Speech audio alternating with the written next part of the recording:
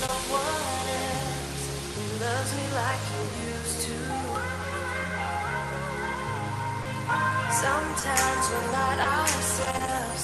There's no one I can turn to. And I know all the feelings that we shared are in the past. And I know your relationships are never meant to last.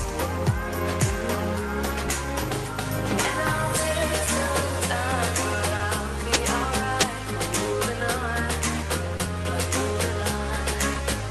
I know time's hard to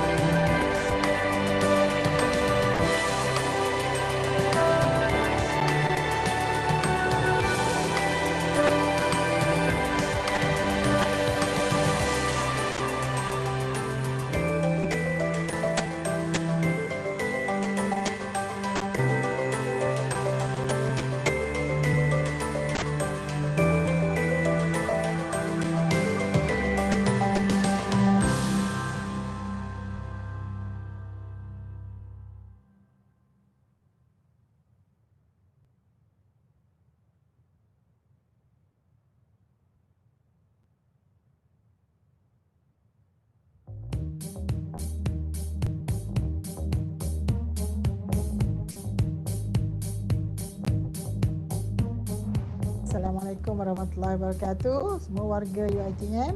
Individu yang positif berkenaan, kita kategorikan dia sebagai A kerana dia adalah positif COVID-19.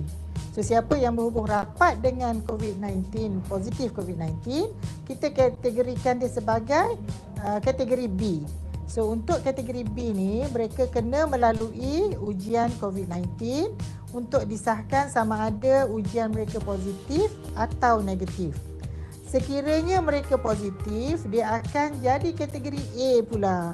So, kalau dia negatif, dia bebaslah. Tetapi, kategori B tetap kena kuarantin untuk 14 hari. Ya, so, mereka kena kuarantin di rumah selama 14 hari. Arahan diberi oleh bahagian pejabat kesihatan daerah.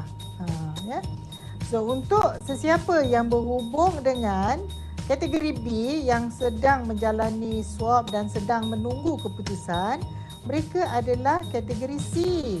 So, sesiapa yang kategori C ni di dalam pejabat pun ada, di college pun ada, pelajar-pelajar pun ada yang kategori C. So, kita nasihatkan mereka juga perlu buat home isolation ataupun isolate diri di rumah ataupun di college masing-masing sehingga semua individu yang kita berhubung tadi, yang kategori B tadi dapat keputusan. Sekiranya B itu negatif, maknanya anda semua bebas yang kategori C. Bebas boleh datang kerja semula. Tapi sekiranya individu kategori B tadi positif, dia dah menjadi A. Jadi anda yang C ni tadi telah menjadi B dan anda pula lah kena swab pada tarikh-tarikh yang dimaklumkan nanti oleh pejabat kesihatan daerah. Untuk anak-anak pula sesiapa yang kategori B yang kita telah buat swab, anak mereka, ahli keluarga mereka adalah kategori C. So mereka pun sama. Mereka kena home quarantine ataupun isolate diri di rumah. Tapi bila kategori B tadi yang telah swab tadi negatif, mereka boleh balik ke sekolah. So janganlah risau.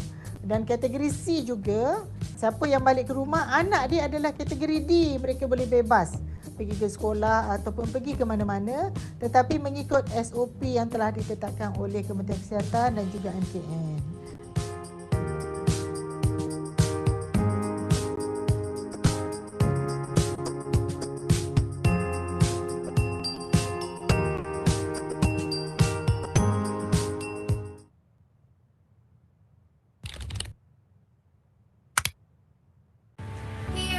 Today I'm going to show you some easy exercises as well as some stretches that you can do whether you're at home, at work, whenever you need a little break so that you can maintain a proper posture for the health and strength of your back. Let's get started. The first thing that you want to keep in mind is your posture when you're sitting down, especially at your desk. You don't want to slouch, but instead you want to be upright. You gotta keep your chest up, your head up, your back straight, and your shoulders up. Also, remember to take a little break every hour or so whenever you're working or whenever you're gaming. Now, for some exercises that you can do, you gotta keep your back straight and you can roll your shoulders backwards for a set of 10, and you can also roll your shoulders forward for a set of 10. So 10 forward and also 10 backwards. Lastly, you can do the stretch at your desk. You can put your head above your elbow and you can stretch your elbow. Lastly, you can do the stretch at your desk. You put your right hand above your elbow and you pull it down and you drop your head at the opposite side. You want to hold at this position for about 10 to 15 seconds. This will be able to stretch out your trapezius muscles and help you to relax your back as well as your neck. These are little stretches that you can do right at your desk. Remember, posture is really important, so keep your back straight, your chin up, and your shoulders square. Next, I'm going to show you some tips and eye exercises that will help eye strain due to computer vision syndrome. Let's take a look. A lot of us these days are spending more time in front of a computer screen or cell phone throughout the day, and when we spend this much time on a device that is only a few feet away from our face, it can cause muscle strain to our eyes. So, tip number 1 is to take frequent breaks. When you stare at a digital device for too long, your muscles will start to cramp up, and we call this as the accommodative spasm. To help relieve this, follow the 20-20-20 rule, which means that for every 20 minutes you spend in front of a device, take about 20 seconds rest and looking at 20 feet away in the distance just so that you can give your eye muscles a bit of a rest. Adjusting your environment can also reduce the risk of developing computer vision syndrome. What you can do is adjust your screen position. And lastly, you can use your eyes to look at different direction and hold it for at least 5 seconds. You can start by looking upward and hold it for 5 seconds, and you can repeat it at a different direction, whether you can go downwards, repeat for 5 seconds, and looking sideways. Hope these tips and exercises are helpful for you to practice anytime and anywhere. Enjoy the rest of the event and stay safe!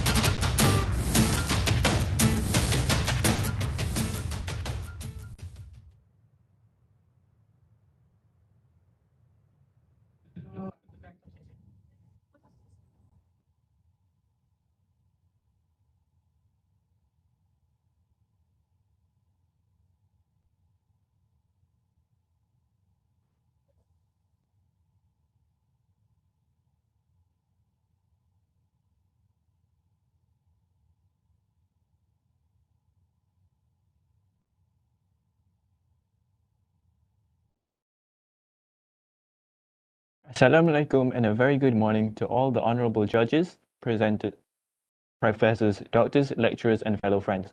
Welcome to the 11th UiTM Dental Student Scientific Symposium. Our theme for this year is Dentistry Against All Odds, Revolutionizing Research and Practice. We would like to request all presenters and all symposium participants to fill in the attendance link in our website for this morning's session. My name is Imran Hadi and I will be your moderator for today's poster presentation session, accompanied by our timekeeper, Fatina Fifa. We are really honored today to have Dr. Ahmad Shuhud Irfani bin Zakaria from Faculty of Dentistry, University Kebangsaan Malaysia, Dr. Nur Aliana Hidayah Muhammad from Faculty of Dentistry, UiTM, and Dr. Nawal Alwani Muhammad Radzi from Faculty of Dentistry, UiTM as our panel of judges for Magnolia 3. Please allow me to lay down a few house rules for today's session. All presenters must be ready at least 10 minutes prior to their allocated presentation time. All presenters are required to use the provided virtual background in our website for the Q&A session on their scheduled slot. The pre-recorded video presentations will be played by the committee for 10 minutes and subsequently followed by a 5-minute live Q&A session with the judges. For the presenters, please ensure your camera and microphone is turned on during this session. For the Q&A session, the first bell will be rang at the 4th minute and another bell will be rang at the end of the Q&A session. After the Q&A session ends, the moderator will cue the next presenter. In case of any technical difficulties during the video presentation or the Q&A session, the presenters must be on standby should the allocated time be brought forward. Now, without further ado, let's start with our first recorded poster presentation by Muhammad Safwan bin Abu Bakar and Nur Shuhaila binti Jum'at Hamidi with their research topic, Oral Cancer Awareness and Knowledge amongst Patients Attending UiTM Dental Clinics. Assalamualaikum and good morning. I bid to the fellow judges and friends. My name is Suhaila and I am with my research partner Muhammad Safai. We are going to present to you our research entitled Oral Cancer Awareness and Knowledge Among Dental Patients Attending UiTM Dental Clinics. What is oral cancer? Oral cancer is defined as malignant neoplasm arising from the mucosal epithelium of the oral cavity. Oral cancer is a significant public health burden which ranks the 6th most common cancer worldwide. Oral squamous cell carcinoma represents the most common cancer of the oral cavity. Various risk factors are associated with oral cancer, but the main established risk factors are smoking, excessive alcohol consumption, and also brittle quick chewing. Oral cancer may appear as a white or red patch or growth or a persistent non-healing ulcer of more than 2 weeks. The majority of oral cancer were diagnosed at a late stage, which cancer has already spread to the lymph nodes. Mild self-examination can be done to detect any precancerous lesion or early signs of oral cancer. Hence, awareness and knowledge regarding the risk factors and early signs of oral cancer among the public is vital to prevent delay in diagnosis and treatment. So, the two main objectives of our research are, first, to evaluate the awareness of oral cancer among dental patients.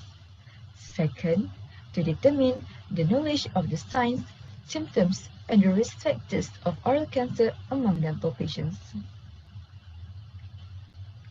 Dear panels, now I will explain the research methodology. This is our flowchart of the methodology. This study was conducted after ethics approval by screening based on the specified inclusion and exclusion criteria. All patients aged 18 years old and above were randomly recruited. Meanwhile, patients diagnosed with oral cancer, mentally disabled patients, and young patients less than 18 years old were excluded from this study. Next, a set of validated questionnaires was distributed among the patients attending Faculty of Dentistry UiTM Sungai Buloh. The questionnaire comprises 3 sections, which are sociodemographic data, assessment of the risk habit, assessment of awareness, and knowledge on the risk factors and early signs of oral cancer. After that, the data were collected and analyzed using SPSS version 26. Here is the peak of our presentation, where our result shows 91% of dental patients aware of oral cancer, while 9% of them didn't. There is a statistically significant association between awareness of oral cancer related to educational level and family income showed by this table, which p-values showed 0.02 and 0.028 respectively. Now, I will pass this presentation to my partner to discuss and elaborate more regarding the knowledge on early signs of oral cancer and the risk factors of oral cancer among dental patients. Thank you, Suhaila, for a tremendous and excellent explanation of the first part of our poster presentation. Now, allow me to proceed with the second part of the presentation by bringing attention to this bar chart. This chart shows us the dental patient's knowledge regarding risk factors of oral cancer, which are smoking, drinking alcohol, chewing betel quid, and exposure to UV ray.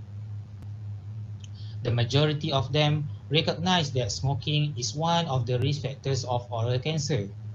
However, some patients didn't know that drinking alcohol, chewing betel quid, and excessive exposure to UV ray could contribute to the development of oral cancer. We will now move on to the following table. Here, we can see that the smoking status of a dental patient is statistically significant with their knowledge of early signs, which is a non-healing ulcer within 2 weeks with a p-value of 0.004. Furthermore, only a few patients, approximately 72% of them with an awareness of oral cancer, know about mouth self-examination as one of the preventive steps of oral cancer. Let's take a look at what we can discuss from this study. There is a strong association shown by the educational level and family income per month with oral cancer awareness. This suggests that due to their accessibility to better facilities and gadgets, they benefit from social media, which then helps them being informed and educate regarding oral cancer. Our data demonstrate comprehensive agreement on smoking as the risk factor, but less recognition on excessive alcohol consumption, little quick chewing, and excessive exposure to UV ray. This may be due to the familiarity with tobacco's danger as frequently advertised by the government through media compared to other risk factors. Although oral cancer awareness was high among smokers, but their perception of risk factors and early signs of oral cancer was relatively low. The conclusion that we can draw from all the information we gain from this study is that oral cancer awareness among dental patients was high, mainly in patients with university backgrounds and higher family income. Despite the excellent understanding of oral cancer, there was still lack of knowledge regarding risk factors, early signs and symptoms, and mouth self-examination as a preventive step. Oral cancer awareness can be improved by providing information on oral cancer to the targeted focus group. Now, we have reached the final part of this presentation.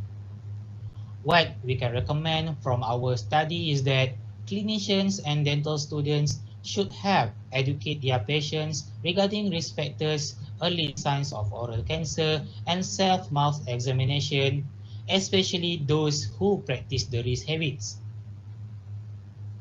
Oral cancer detection should be included in the curriculum for final year dental students to help provide them with the skills they need in order to perform oral cancer screenings on their patients later on.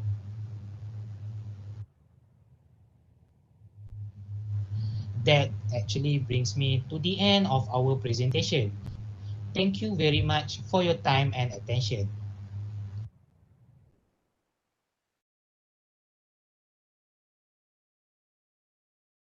Okay, thank you for that lovely presentation. Now we would like to invite the judges for the Q&A session.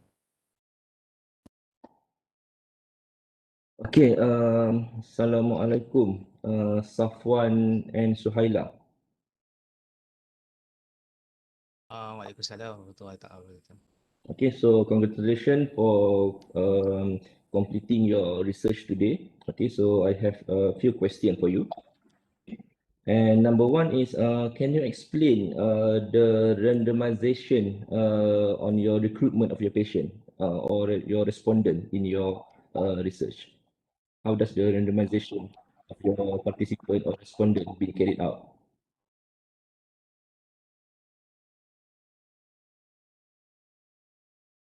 Can you hear me? Yes, Suhaila.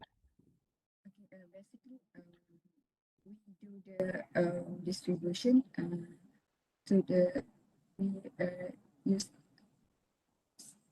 we just randomly distribute to the patient who are waiting for their treatment based on the criteria. Okay, so there's any numbers or any specific randomized table that you use, or you just conveniently select the patient that is available on the particular day? Yes, convenient. Yeah. Okay, thank you. And my next question is, what are the statistical tests that you have done to determine the p-value of your study? Hello. Yes. So for the do you mean for the whole Yeah. research or Yeah. okay? So for the first test we use chi-square independent test, and Mm-hmm. we also use logistic regression, binary logistic regression, if the chi-square test is violated. And we also use ANOVA and Kruskal-Wallis. And last but not least, we also conducted Mann-Whitney U test.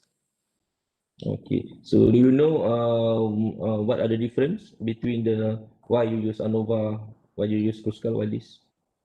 Is there any specific requirement for that? For ANOVA, I use Kruskal list if the Mm-hmm. ANOVA assumption was violated due to the Mm-hmm.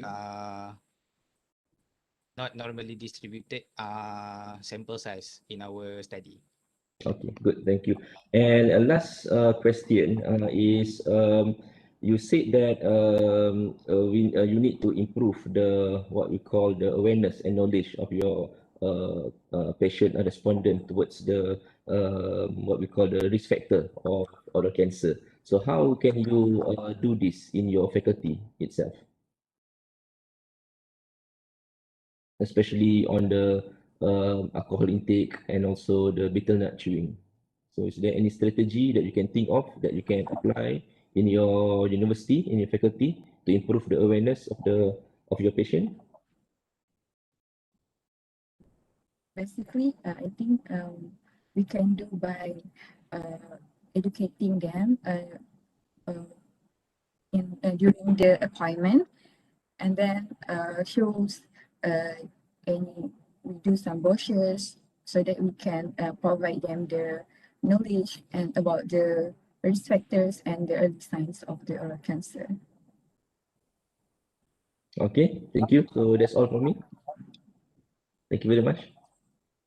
Thank you.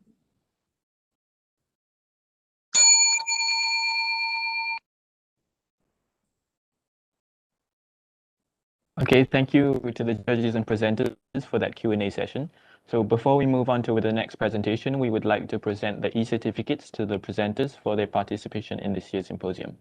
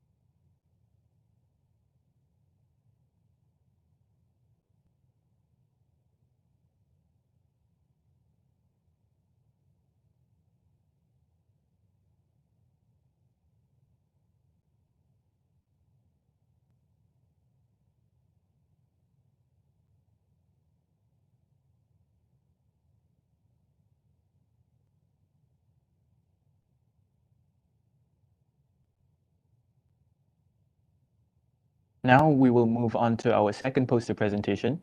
Please welcome Harisa binti Hazuddin and Muhammad Azim bin Abdul Halim, who will be presenting their research on knowledge and perception regarding oral hygiene instructions and periodontal education among dental undergraduates of UiTM. Good morning and Assalamualaikum. I beg the honorable panel of judges, the loyal timekeeper, the symposium committee, and also fellow audience. My name is Harisa binti Hazuddin, and together with me will be my partner, Muhammad Azim.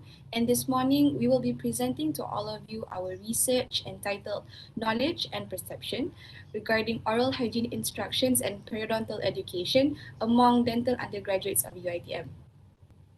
First and foremost, I would like to begin this presentation with a little introduction regarding this study. So the primary etiology for periodontal diseases such as gingivitis and periodontitis is the accumulation of plaque and calculus, usually caused by poor oral hygiene practice, namely improper toothbrushing technique, failure to carry out interdental cleaning, and irregular dental visits.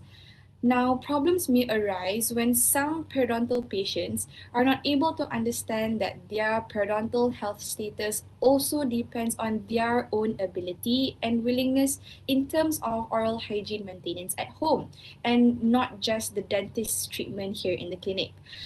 So here in UiTM, in order to ensure patients who seek treatment with our students are able to understand oral hygiene instructions clearly, it is vital for our students to be well informed and equipped with correct oral hygiene instructions and periodontal knowledge, and for them to perceive the importance of OHIPE in periodontal treatments.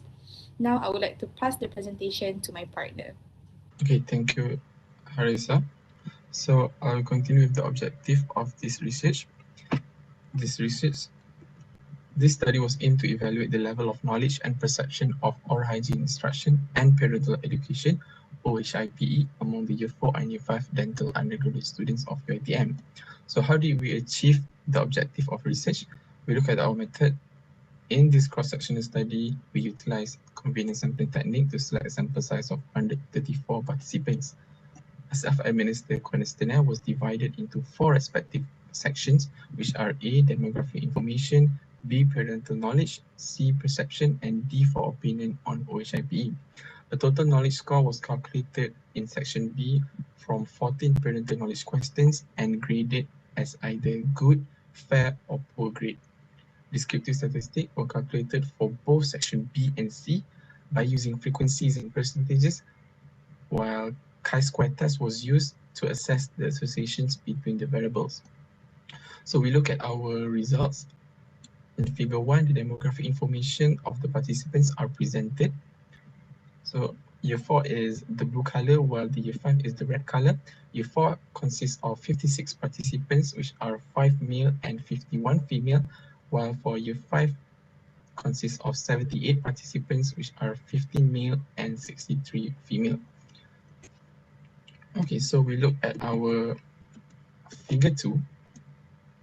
So in figure 2 shows the distribution of periodontal knowledge among the year 4 and year 5 students. So year 4 is the blue color and year 5 is the red color.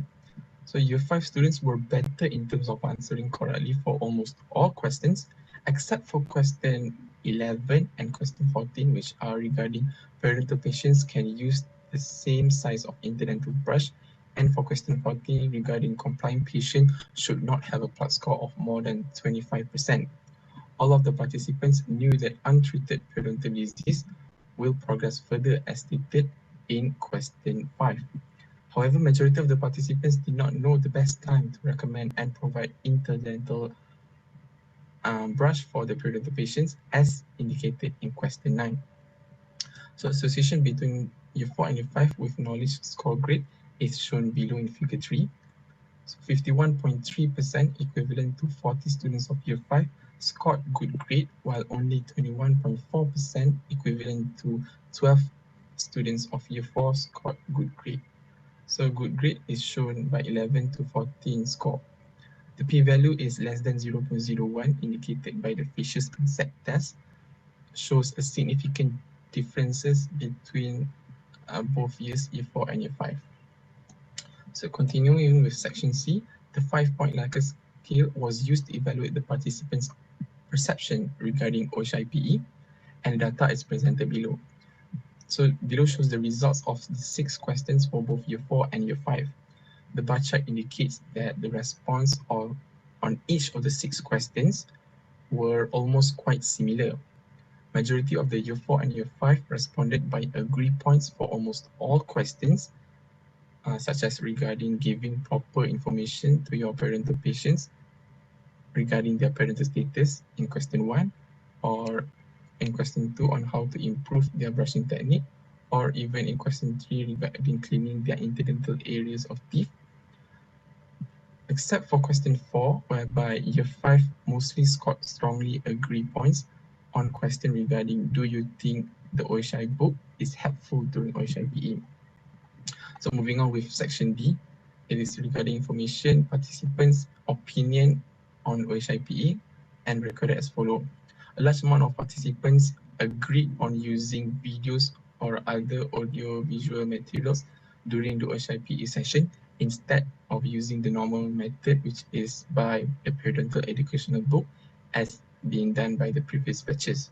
Majority of the participants also suggested to include the patient's own parental charting and the OPG radiograph during the OHIPE session for the patient's better understanding of their parental condition itself. Now continue back with Harissa. Thank you, Azim. Moving on to discussion. Several deductions can be discussed from the data that we have received from the questionnaire. Number one, fortunately, participants from both year of study are able to understand that plaque accumulation is the main etiology for periodontal diseases, and they are also able to acknowledge that periodontal diseases may worsen if it is left untreated. However, a fair amount of the participants failed to understand that OHIPE should not be standardized to all patients. Instead, OHIPE that is given to the patient should be tailored according to each patient's necessity. This will strengthen the patient's understanding towards the OHIPE because the OHIPE that is given to them is related to their condition only. Number two, majority of the participants answered that interdental brushes should be recommended and provided to the patient during OHIPE. Unfortunately, this answer is incorrect. Interdental brushes should only be provided to the patient once supragingival plaque and calculus is removed and the exact interdental spaces can be seen. This is to ensure that the operator is able to recommend the correct interdental brush size to the patient to guarantee effective interdental cleaning. Next, fortunately, majority of the participants understand the importance of multiple sizes of interdental brushes that are available in the market today, and they are aware that a patient may require more than one size of interdental brush.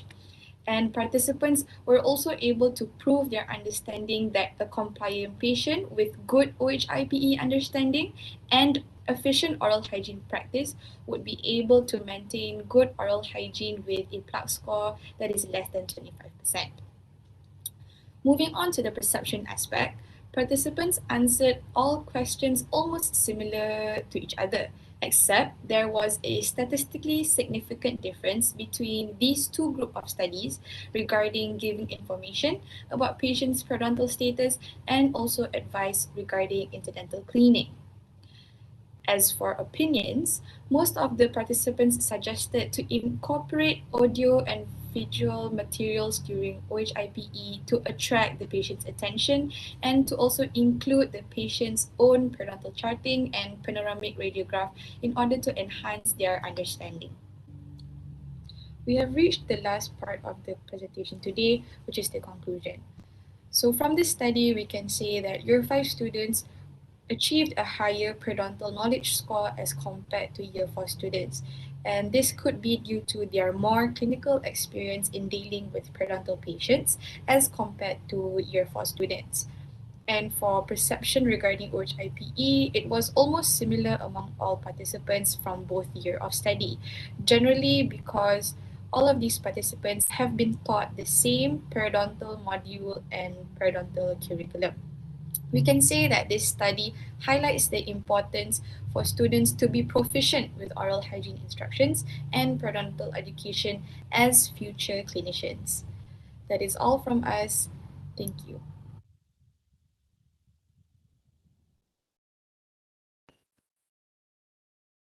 Thank you both for that interesting presentation. Now we will continue with a short Q&A session with the judges.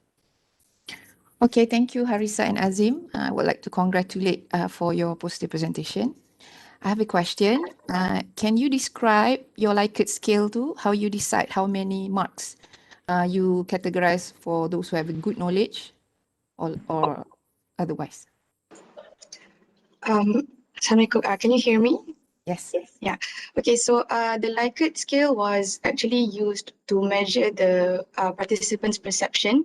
So we used a 5-point Likert scale to measure their perception, which is 1, that is strongly disagree, until 5, which is strongly agree.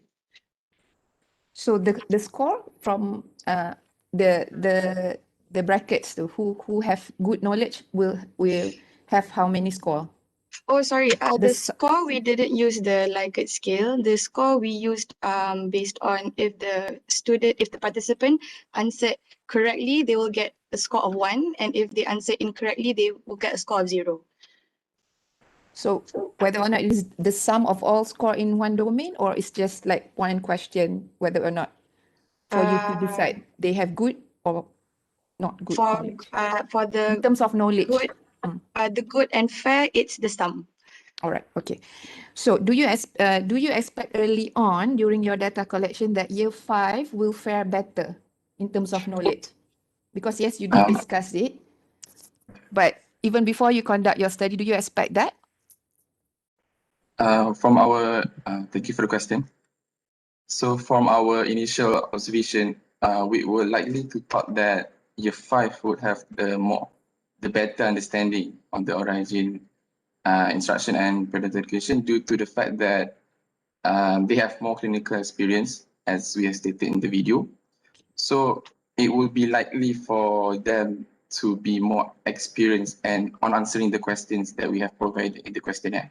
Okay, I also wanted to know that in your teaching and learning session, the OHIPE module too, does it finish during year 4? I mean, when year 4 have already embarked on seeing perio patient, do they have completed the module, or it's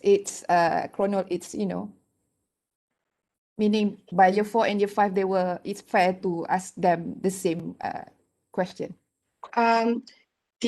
Theoretically, both years, actually, all the students who enter clinical years should have already learned OHIPE. So I think it's fair for us to ask them the same questions because they should know the same things regarding OHIPE because they are going to treat the patients later. Okay, so you would suggest that in the future, the knowledge and the perception of both clinical year 4 and year 5 should be similar, right? Or no? I mean, because they are seeing patients already. I mean, your recommendation, I mean, the finding of this research would be, what is your opinion? In our opinion, should be theoretically should be the same because both of the batch learn the same parental curriculum. But this is an observational study, so most likely there will be some significant differences. Okay.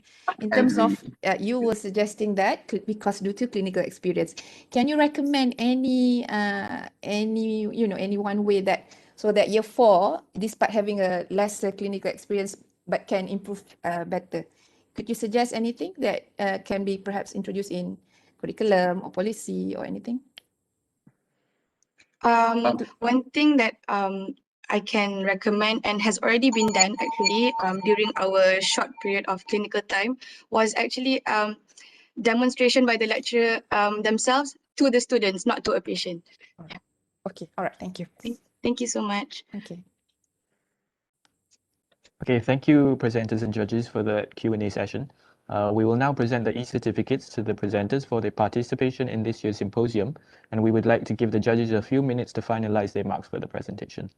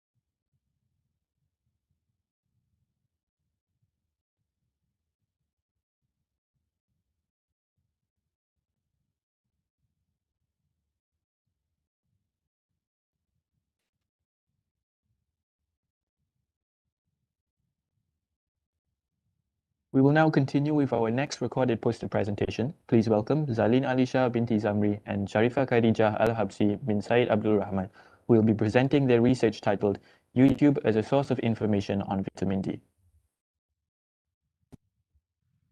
Assalamualaikum and a very good morning, I bid to the panel judges and members of the floor.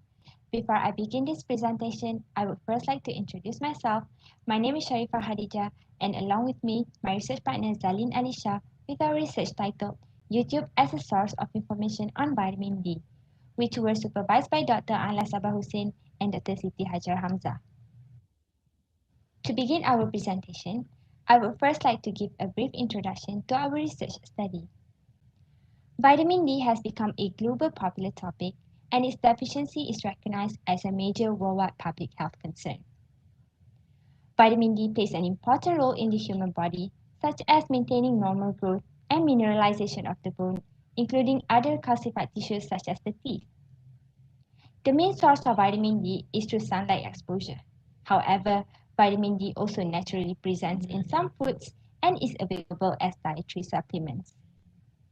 The use of social media has seemed to be on the rise, and YouTube has been considered as a convenient and popular platform for the public who seeks further healthcare knowledge and assistance.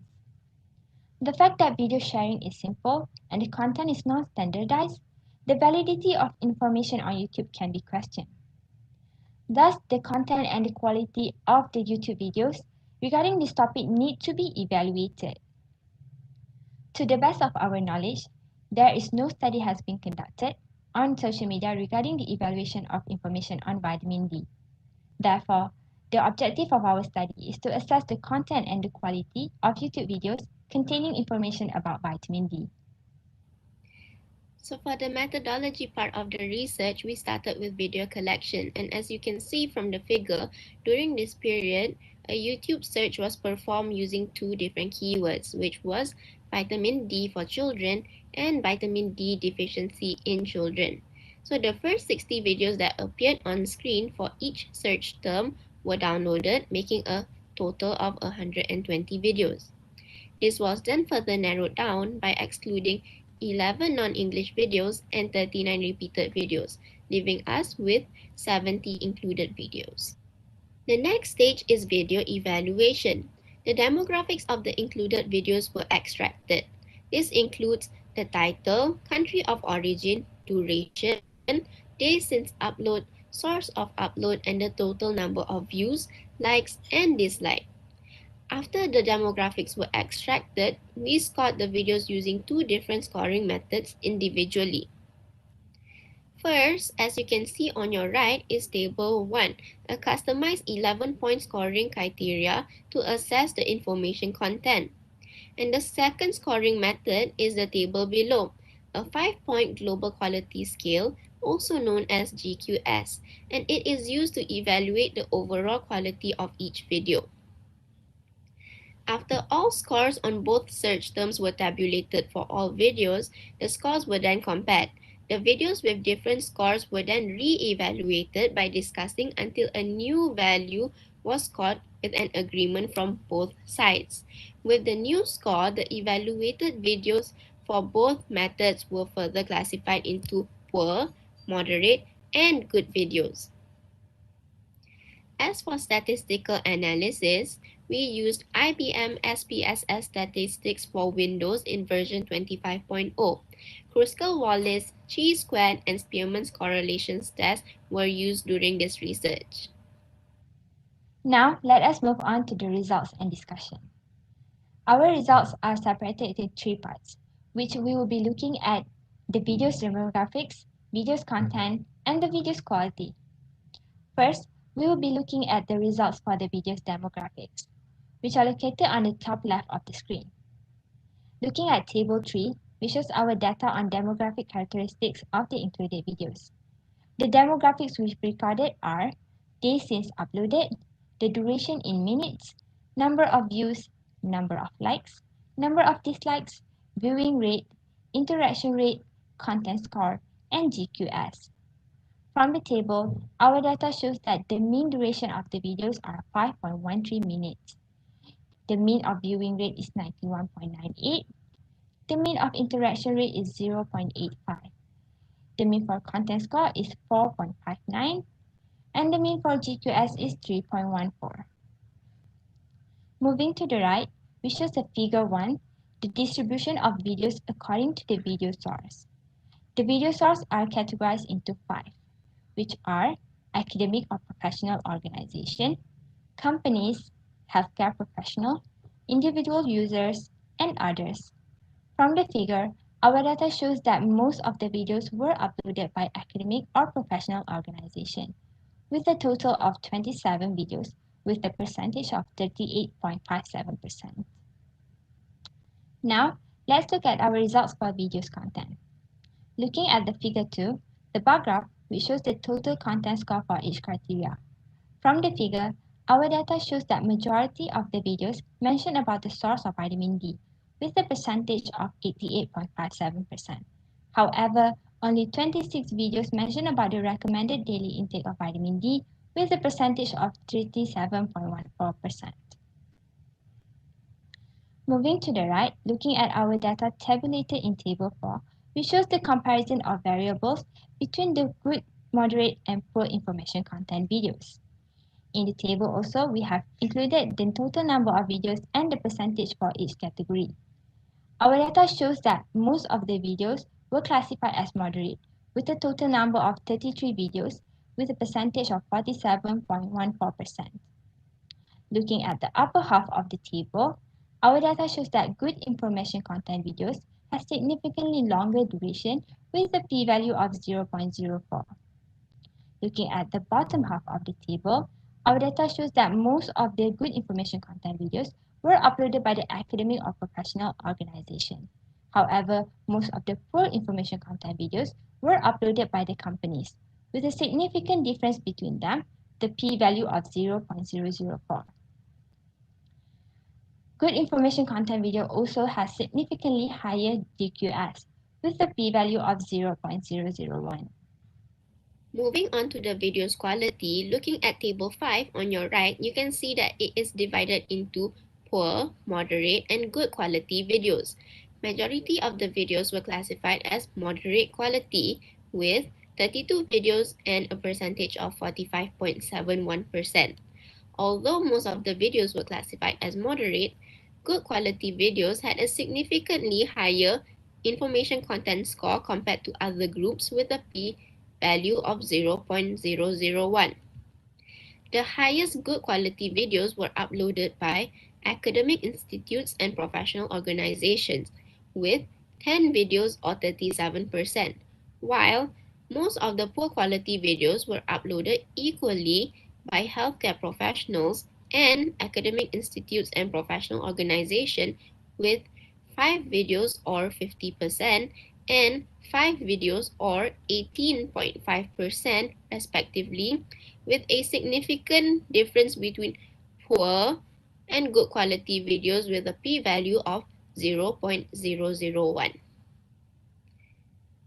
To summarize our research, most of the videos identified about vitamin D were rated as moderate regarding the sufficiency of the information they have as well as its quality. So, the results that we obtained from this study showed that YouTube videos still could not be considered as an excellent source of information on vitamin D. Therefore, health organizations need to make more effort to create good quality medical content on popular social media platforms such as YouTube. And that concludes our presentation for today. Thank you for your kind attention. Thank you to the presenters for that presentation. Now we will continue with a Q&A session with the judges.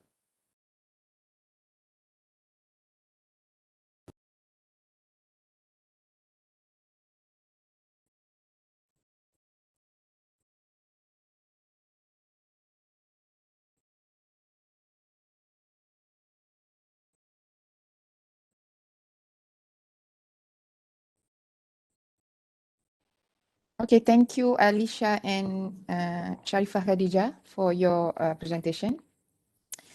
I would like to ask that now that you exclude the non-English language video, right? is it? Yes. So Malay video was definitely not included. Is there No. any local video in English that were included in your data analysis? I mean, anything organization-wise from our government. From what we have collected, we did not collect any data that was from Malaysia. Okay, so would you recommend, I mean, in your opinion, does it wise that we excluded the Malay video also in your research? Alicia? Sorry, can you repeat? It was a bit laggy. Okay, I suppose your research would ultimately recommend something to the stakeholder, especially our ministry. But if you excluded early on the Malay language YouTube video, so what is your recommendation or your justification on why you exclude the Malay language? Actually, the non-English videos that we excluded were only Hindi language. That was the only one with non-English. So there's Other non there is video no in other Malay. language. There was No. no local video. Okay. All right. So so what would be your recommendation in terms of vitamin D knowledge among our population?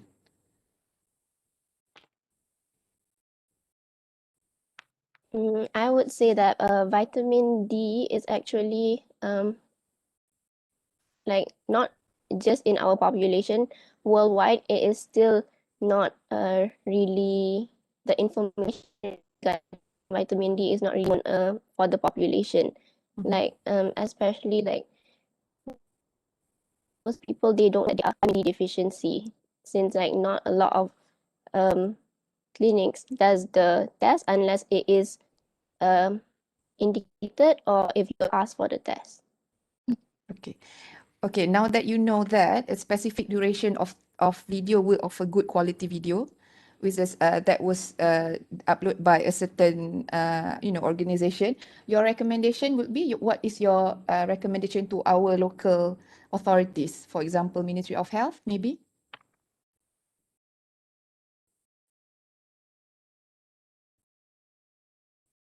Sorry, doctor. Now that you know the results, I mean the findings of your research, good quality video within a specific duration of time, right? So your recommendation for the local authority, for example, Ministry of Health, what would be your feedback to them from your research finding?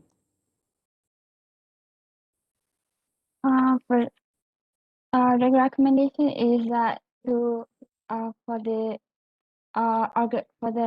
Ministry of Health to produce more video on social media, especially on YouTube, to increase awareness regarding vitamin D deficiency among the public. And who would be the intended audience if it's specifically to YouTube? Do you think, do you know which cohort that usually access YouTube?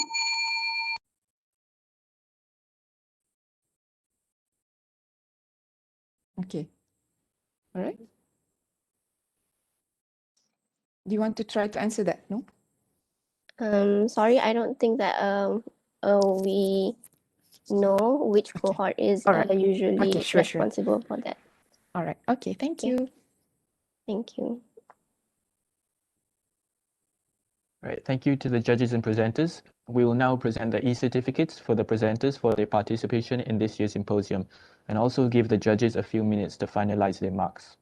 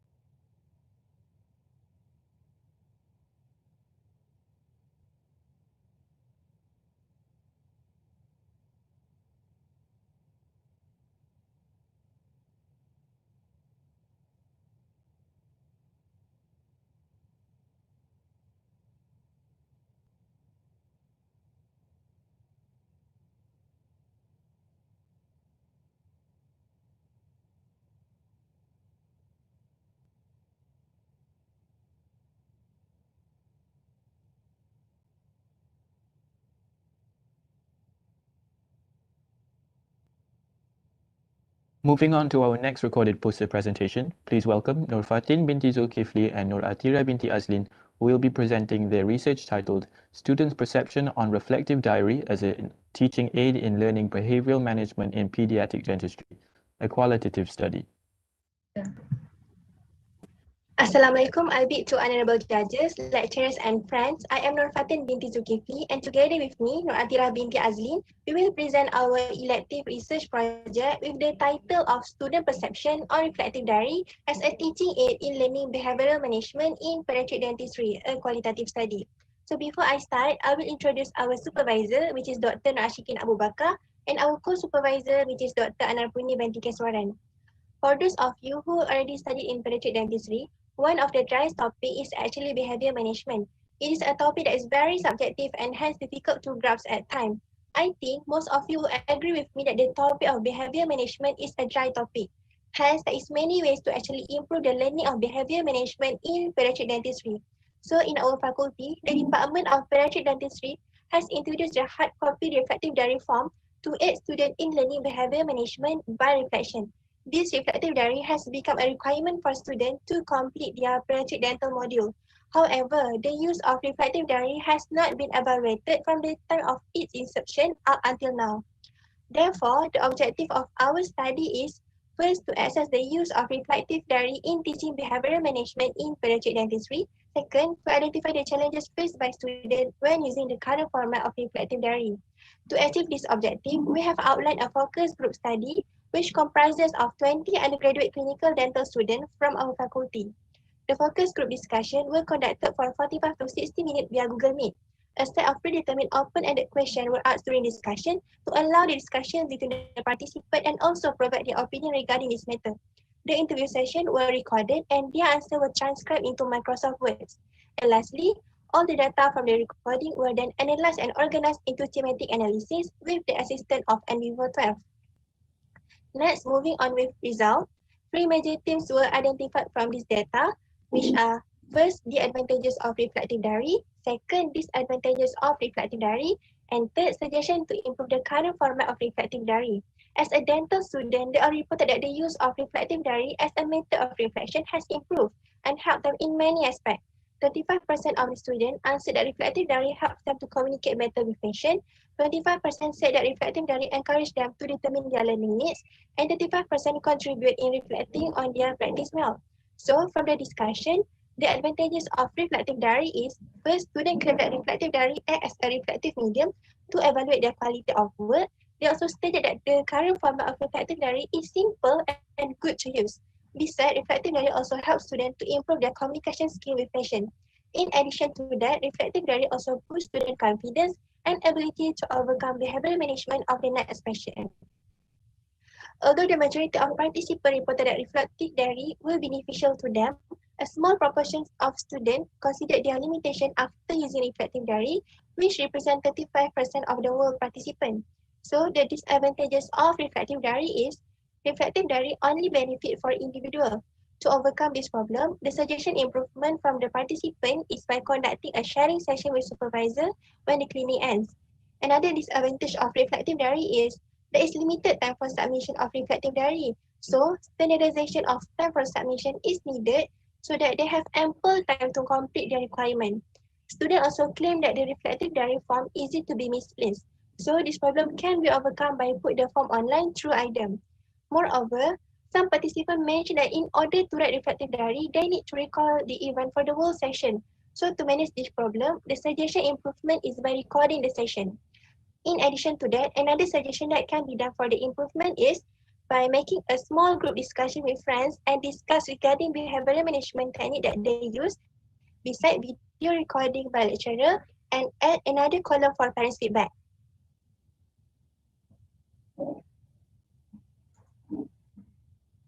Hi, Assalamualaikum. I'm Atira binti Azlin. Now I'll proceed with discussion. As mentioned just now, result demonstrated that majority of the participants, which contributed 60%, agreed that reflective diary serve as an effective medium for dental students to develop their patient management skills by reflecting on their own clinical experiences. So, since Reflective diary provides a platform for the assessment of the patient's behavior and management in pre, intra, and post-treatment. It does help them to evaluate their quality of work by recognizing their mistakes throughout the clinical practices.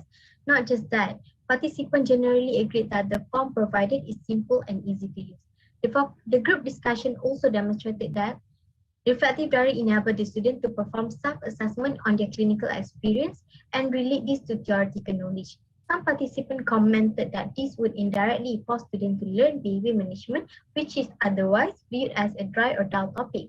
For example, when we relate to clinical setting, why some particular non-pharmacological technique works in some patients and why it does not for others. By doing so, students not just learn behavior management technique, but also can learn to modify the techniques and strategy for every patient according to their behavior and personality. Furthermore, reflections help them to improve their communication skills and self-confidence. A study by Pang et al. 2019 revealed that reflective writing had a positive effect on the clinical communication abilities. So there are a few comments made by participants to prove this point, which is it does help us to improve our communication skills because when we start to write the reflective diary, we will think and reflect back on that patient so we can learn how to imitate and to communicate well with our next patient. From the result presented just now, participants also identified a few disadvantages using reflective diary. In the present study, Bott and Walker 1998 have identified some challenges of teaching reflection in a healthcare context on both reflective process and on learners. Similarly, in our study, one of the disadvantages of reflective diary is benefit to individuals only. One of the participants commented that different children display different behavior, so the behavior management technique would also be different. From this statement, participants agree that there is no certainty that each student will get to experience all the different methods of behavior management technique. To improve this, they suggested that this can be done through sharing the information with friends on how they handle their patient, and a statement made by participants. Reflective diary is only for individuals writing and reading. Will be better if we can discuss with our lecturers and friends. Other than that, it was noted that they need to recall the event of the session to be able to write the reflective diary. Therefore, they suggested that this problem could be managed by recording the session. So the recorded video would help the student to write a thorough and detailed account of the session. This would also prevent the student from relying solely on their memory and missing out the small details which may be significant in managing the patient. Furthermore, we have identified a few ways to improve the reflective skill during focus group discussion. One of it is some students considered their assistant in the clinic to be one who not only help during the procedure but also listen to, understand and observe the whole procedure as the operator does. Therefore, according to one student, assistant should do a reflective diary on the same patients too, so we can exchange ideas and opinion on how to improve for our future patient. So 10% of the students suggested that assistant of that case should write the same reflective diary to enhance their understanding. Besides that, the usage of the hard copy form is no longer practical. There is no involvement of parents and the reflective diary should be written up in point form instead of AC. Hence, they suggest that reflective diary should be made available via the online patient information system. So through the system, column for other techniques to improve the handling patient behavior and parents' feedback could be aided to improve the current reflective diary.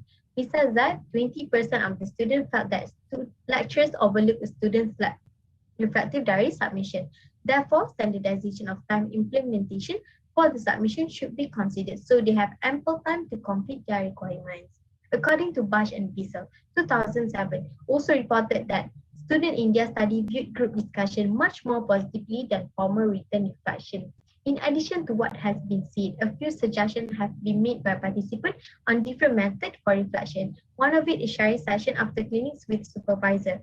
Therefore, conducting a sharing session could be useful in facilitating reflection by addressing the problem during the treatment and identifying students' learning needs. Besides that, learning to peers might also increase students' understanding on behavior management theories and application of the theories to their practice.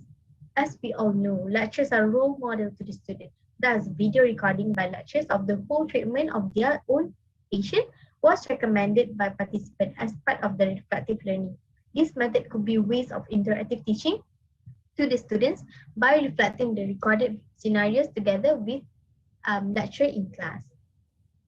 So in conclusion, Students' reflective comment indicates that reflective diary is one of the beneficial teaching to learning behavior management in pediatric dentistry. But the guided reflection with supervisor is important to enhance the understanding and improvement, particularly in patient care. Furthermore, the comprehensive reflective activity should be cultivated to encourage reflective practice through the dental teaching and learning. That's all from us. Thank you. Okay, thank you to the presenters for preparing that presentation. We will now proceed with a short Q&A session with the judges.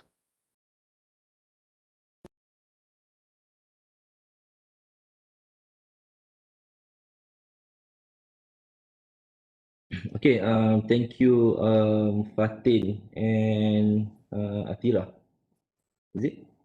Yes. Congratulations for your presentation.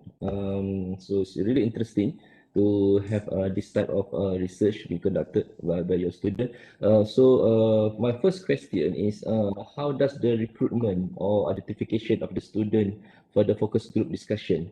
Is there any, is all involve all final year students, or is a mixture of between the final year and the fourth year students, or how does it being conducted?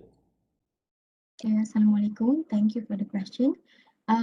So the 20 undergraduate student were year 5, 5th year dental student this year, and also the graduated 5th year dental students. We cannot, our first plan is to include the year 4, but however, due to COVID, we never experienced the reflective diary. Year 4, we cannot include year 4 as our participants. Okay. Yep. And you conducted the focus group discussion using the online method, isn't it? Yes, using Google Meet. Yes. Google Meet. Okay. So how does it make any difference, or if the conduct of the focus group discussion doing by the face to face instead of the online discussion? What is your opinion on this? I think there must be some difference. For example, some participants does not open their camera, so it's kind of hard for us to communicate with them. I think that's all. Other than that, they were quite participate in our focus group discussion. Okay, and my last question is regarding the recorded video. You did mention that some of the participant or the respondent did suggest that even the lecturer themselves recorded the videos for during while they are applying their behavior management techniques while treating their patient in the clinic. So how does, in your opinion, how does this will help the student in mastering understanding the behavior management techniques better in the clinic? Okay, Assalamualaikum. Thank you for the question. I think if we watch the recording video by lecturer, we can learn better as we can know what behavioral management technique that can be used to treat the patient on various situations. So by that we can learn more. Okay, and how effective is the reflective, your reflective diaries so far, as based on your experience having been used this reflective diary in the clinic? So how effective is it for you as a student to have this reflective diary as part of your teaching or your what we call the learning method in behavior management of the child patient? Actually, doctor, we never experienced effective diary because we are year 5, year 4 dental student. Okay, okay. So based on your from your seniors or your from the respondents, so how how does it feels? How does they feel? Okay. From our study, we can conclude that 60% of the students agree that reflective diary is a beneficial tool for them to learn behavior management. However, I think there's a few things that must be taken into account to improve the current reflective diary format. Okay, okay. So thank you. That's all from me. Thank you. Okay, thank you to the presenters and judges for the questions and answers. We will now move on and present the e-certificates for the presenters' participation in this year's symposium, and we would like to give the judges a few minutes to finalize their marks for the presentation.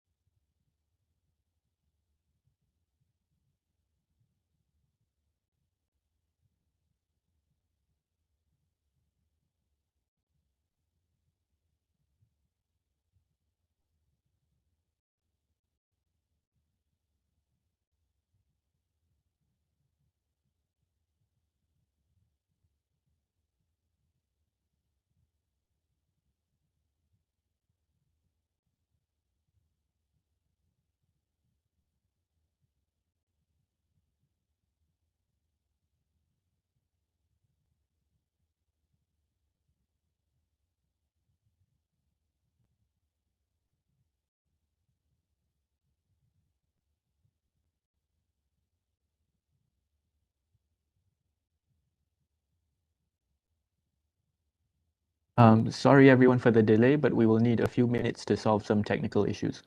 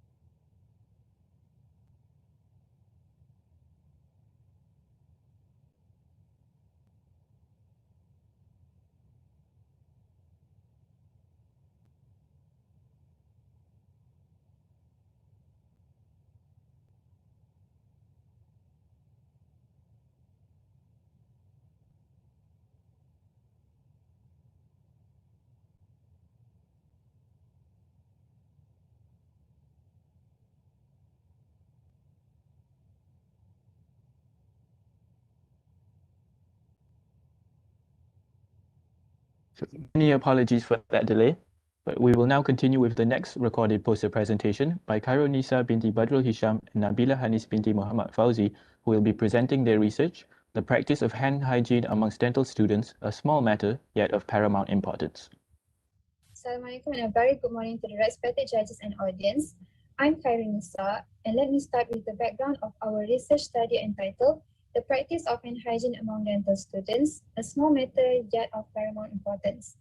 Hospital-acquired infection is obtained by patients after the admission to the healthcare facility.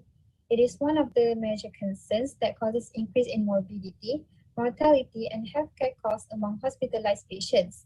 In 2001, one of the tertiary care referral hospitals in Malaysia spent 1.98 million ringgit Malaysia only on antibiotics to treat HAI. In fact, healthcare practitioners have been identified as the most common vehicle for HAI transmission. Dental health personnel especially are at high risk of exposure to the infectious diseases that colonize oral cavity and respiratory tract. Moreover, the new strain of coronavirus or COVID-19 has been declared as global pandemic and still ongoing recently. The virus is most likely to spread in small droplets or direct contact with infected person. Hence, both HAI and COVID-19 have been a stark reminder to all of us regarding the importance of infection control measures. In 2005, World Health Organization has launched the first global safety challenge to promote hand hygiene at all levels of healthcare. It has been appointed as the leading preventive measure to reduce the risk of infection transmission among healthcare facilities. Previous study documented unsatisfactory levels of knowledge, practice, and attitude towards hand hygiene among undergraduate students. However, there is lack of recent study regarding knowledge level of hand hygiene and the practice of hand hygiene in clinical settings among undergraduate dental students. Thus, it is crucial for our study to be carried out in order to address our objectives, which are to decipher the knowledge level of hand hygiene, assess the practice of hand hygiene, and also to identify the correlation between knowledge level regarding hand hygiene and their practice in clinical settings among undergraduate dental students. Moving on to methodology, this is a cross-sectional study. All students from year 3 to year 5 UiTM undergraduate dental study were recruited, so no sampling methods applied. The first research tool was self-administered questionnaire that was validated by WHO. It consists of 10 questions. The answers to these questions were multiple choices of yes or no options, which each correct answer was given 1 point and incorrect answer was considered as 0. The maximum obtainable score for knowledge was 25. The scores were calculated and then expressed in percentage. An overall score for more than 75% was considered as good, 50 to 74 was moderate, and less than 50% was considered as poor. The second validated questionnaire was adapted from research paper, Knowledge and Practices of Hand Washing Among Health Professionals in Dapti Referral Hospital. It consists of 10 questions and assessed as poor or good practice hand washing. The options given were never to always, and respondents who respond the practice question with more than 50% in line with the recommended hand washing practice was considered as good, while less than 50% was taken as poor hand washing practice. IPM SPSS version 25 was used for data management and statistical analysis. The knowledge level regarding hand hygiene and the practice in clinical settings were analyzed by descriptive statistics to obtain frequency and percentage. Lastly, presence correlation analysis was used to determine the correlation of knowledge level regarding hand hygiene and the practice in clinical settings. Next, for results, a total of 252 submitted questionnaires was submitted, giving a response rate of 100%. Based on the data analysis, dental students showed high level of knowledge regarding hand hygiene. As you can see in figure 1, the ring chart shows majority of the respondents, 74.6% showed good knowledge level, while 25.4% had moderate knowledge level. Next, for figure 2, the pie chart represents all respondents showed good practice according to the recommended guideline, and knowledge level regarding hand hygiene was found to have a negative weak correlation to the practice in clinical settings with a R value of negative 0.354 as plotted in figure 3. Hi, I am Nabila Hanis. I'll be moving on with the discussion. In this study, undergraduate dental students were reported to have a high level of knowledge regarding hand hygiene. The reason for this can be attributed to the teaching and learning activity from the Introduction to Clinical Practice ICP module just before they enter the clinical training. They were taught regarding hand washing technique and how to don and doff personal protective equipment, PPE. The result in this study is in parallel to a study done in northwest Nigeria, which recorded about 3/4 of the respondents exhibited good knowledge of hand hygiene.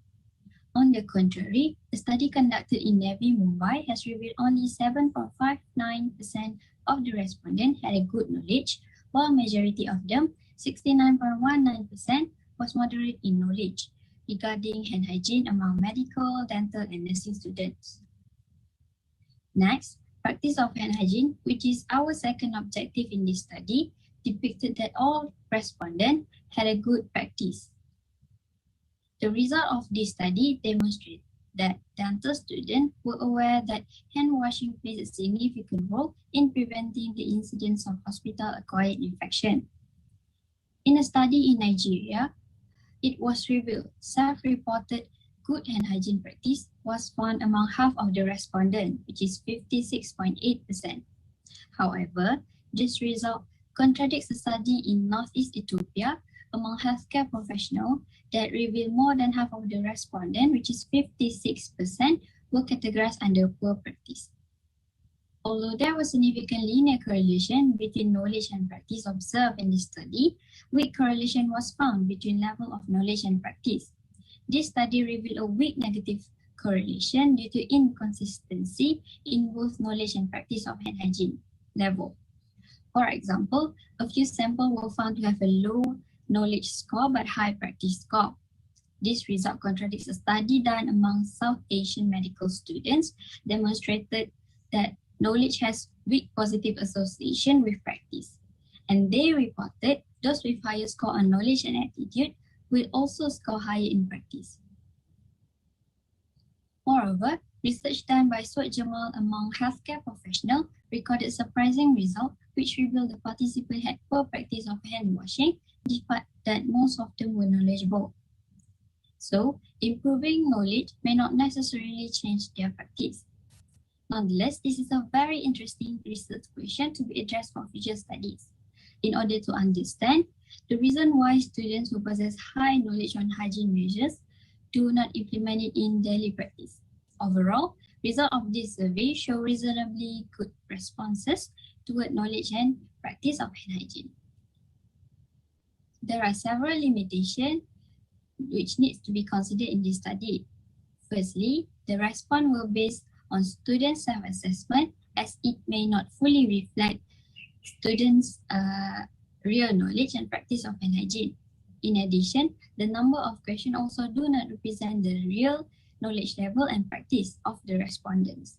Moreover, there is a possibility that students did not realize the negative question as it can lead to inaccurate answers. Lastly, the result could be biased and did not represent the dental students from all universities in Malaysia. I'll be moving on with the conclusion, which is the last part. Level of hand hygiene knowledge slightly influenced the practice of hand hygiene in the form of negative correlation. Although respondents had a good knowledge, there might be external factors which influence the practice, such as attitude or environment. This can be seen by a study by Trigueros, which addressed determinants including knowledge, facilities, and attitude as the valuable components in hand hygiene improvement strategies. Hence, further qualitative study should be conducted to elucidate other confounding factors influencing the practice of hand hygiene among undergraduate dental students. Below is our references. Thank you so much.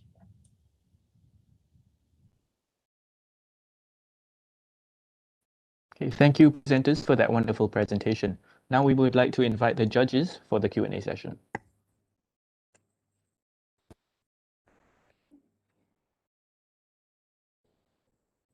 Okay, Assalamualaikum warahmatullahi wabarakatuh. Thank you, Khairuniza and also Nabila Hanis, correct? Okay, good presentation. All right, can I just ask you, what do you mean by decipher in your first objective actually?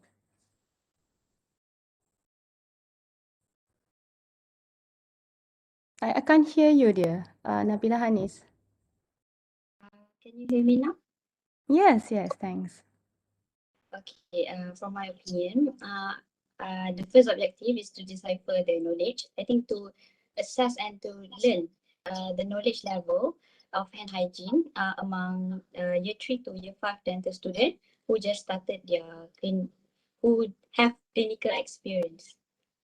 Okay. How about you, Khairuniza, you want to say something? In my opinion, to add to Nabila Hani's statement, it is also to interpret the knowledge level among undergraduate dental students, like how they interpret knowledge level and what are they know about hand hygiene.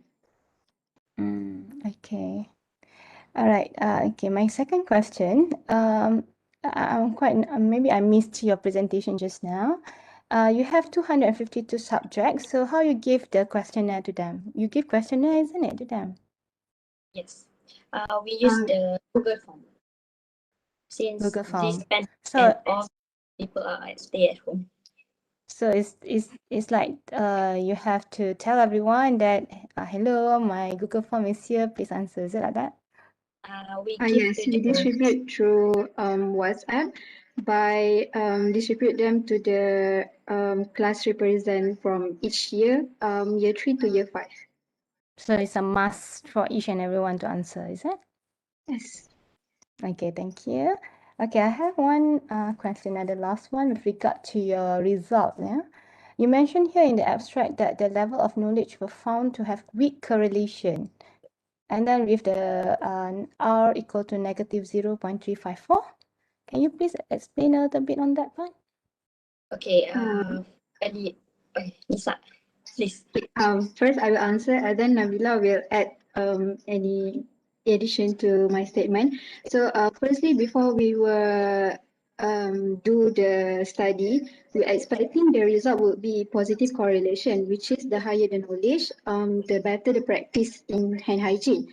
However, after we do the research, our results came out as weak negative correlation, which because there is inconsistency in knowledge level and also practice in hand hygiene, as they are some of the respondent with low knowledge level but high in practice. So we conclude that maybe the respondents didn't know the knowledge, but they practice it in clinical settings with the correct method, but they didn't know that what are they doing is the right method. Okay. How about Nabila Hanis? You want to add on? I think the reason for the weak negative correlation is due to, as what Nisa said, inconsistency, because a few samples were found to have a low knowledge score but high practice score. So in order to address that, we need to further assess and evaluation for their knowledge and practice so that it can be together good knowledge and good practice constant.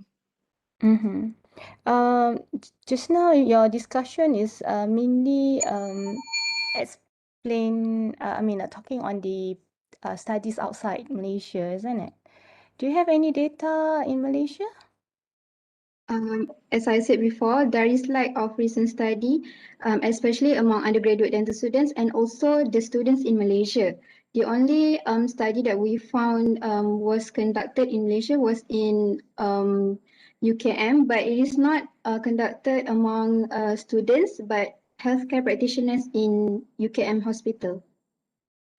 Okay. Thank you, Nisa. Thank you, Nabila. Good work. Thank you, Dr. Okay, thank you to the judges and presenters. We will now be presenting the e-certificates to the presenters for their participation in this year's symposium, and we'll also give the judges a few minutes to finalize their marks.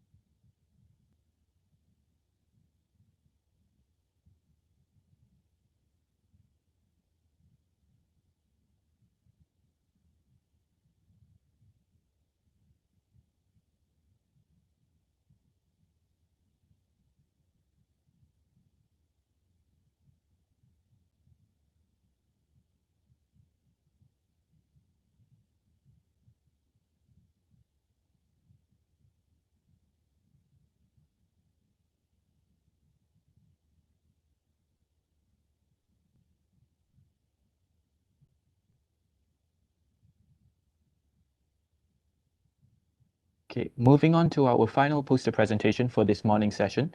Please welcome Nurul Akila Aisyah binti Muhammad Zaid and Siti Umairah binti Muhammad Shukri presenting their research, Trends of Pediatric Dental Treatment under General Anesthesia in UiTM.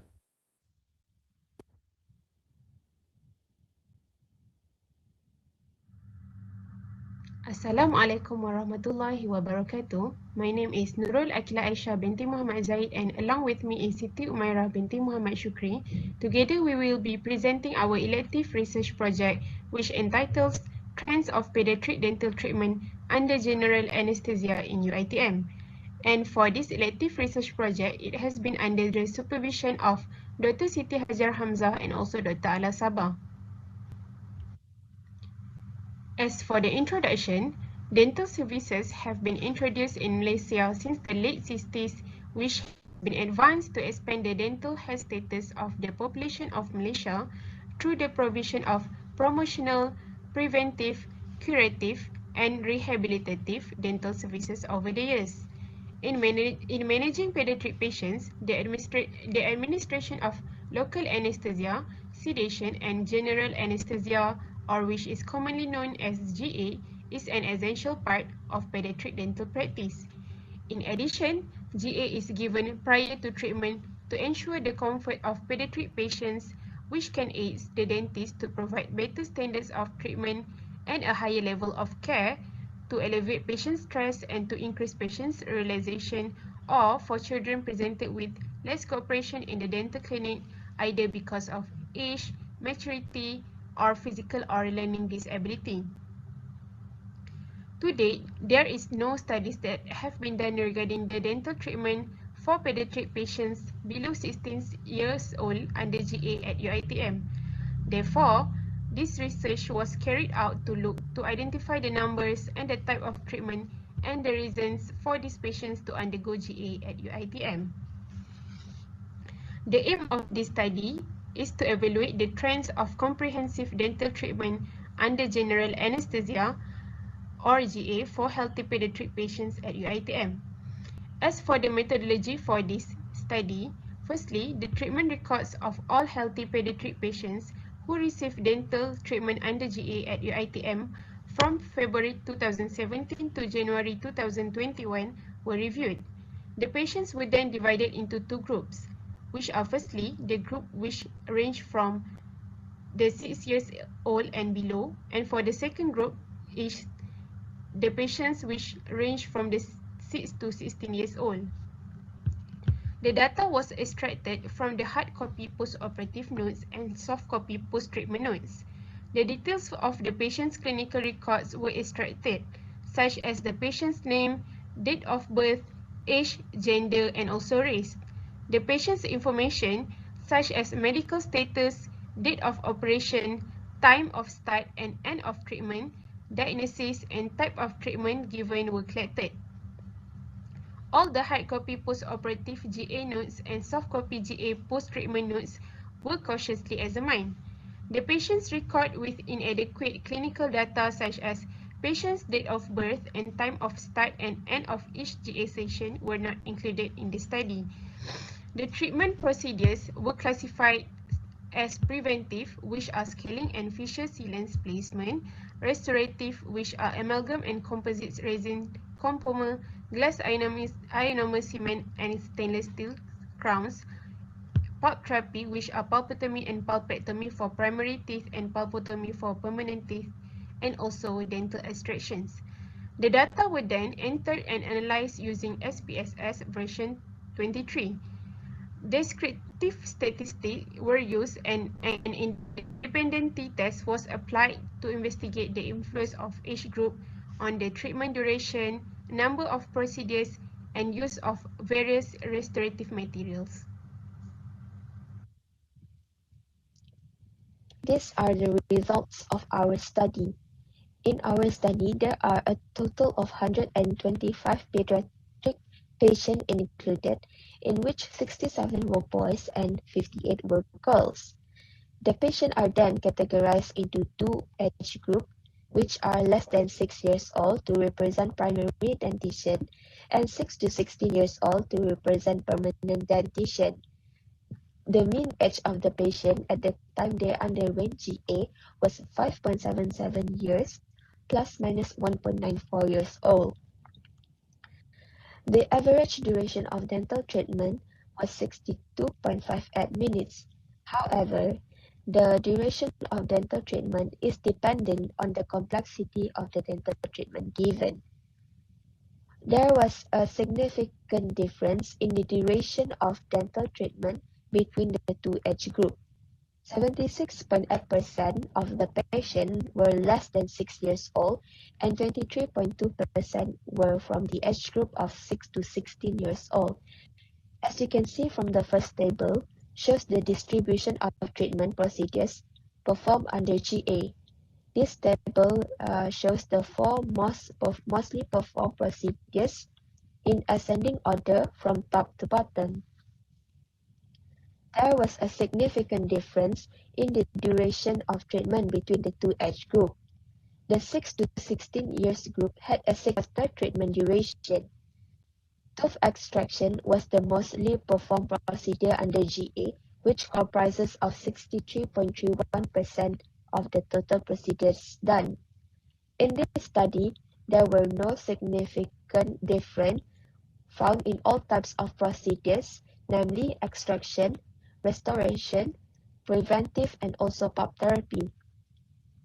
There were also no significant difference in the utilization of composite, GIC, compomer, and compomer in both groups.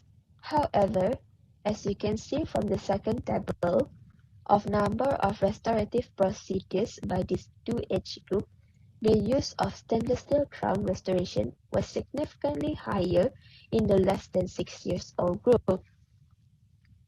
For discussion, treatment under general anesthesia is indicated for young children who need extensive treatment, are medically compromised, or behaviorally challenged. In the study, the patient that received treatment under GA in UiTM were referred for comprehensive dental treatment under GA because these patients are potentially cooperative, have behavioral problems, or planning for multiple dental extraction.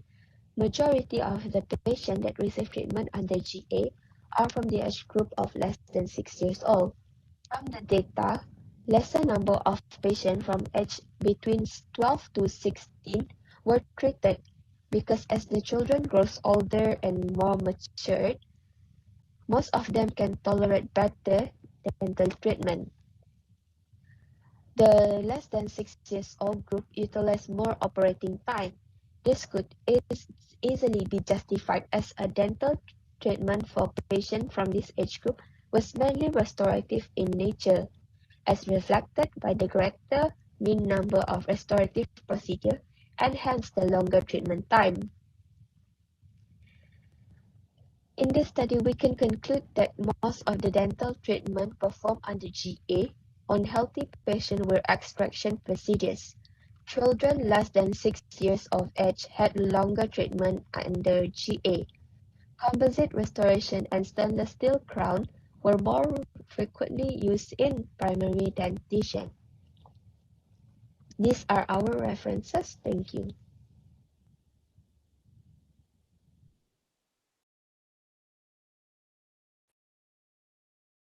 Thank you both for the presentation. Now we will continue with a short Q&A session with the judges.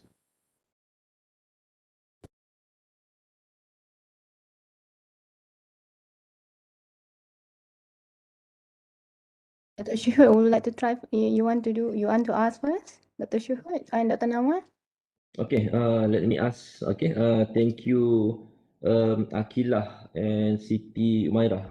Okay, okay. So, my first question is, why did you only cater the healthy patient in your data collection? Why does you not include any special needs patient or patient with medical problems, which I think also have the needs for dental treatment under GA actually. So why does you don't include this data in your part of your study? Assalamualaikum. Thank you so much for the question. As for the question that Doctor asked, why didn't include the special need patient and others patient in our data?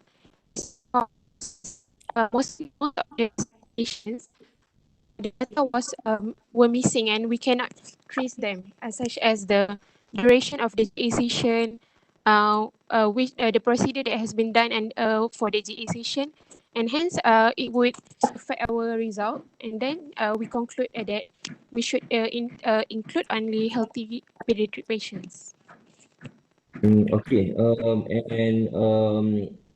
How does you retrieve the records for your data collection? Is it from the electronic dental records from the hospital system, or from the patient folders, or how do you do about this?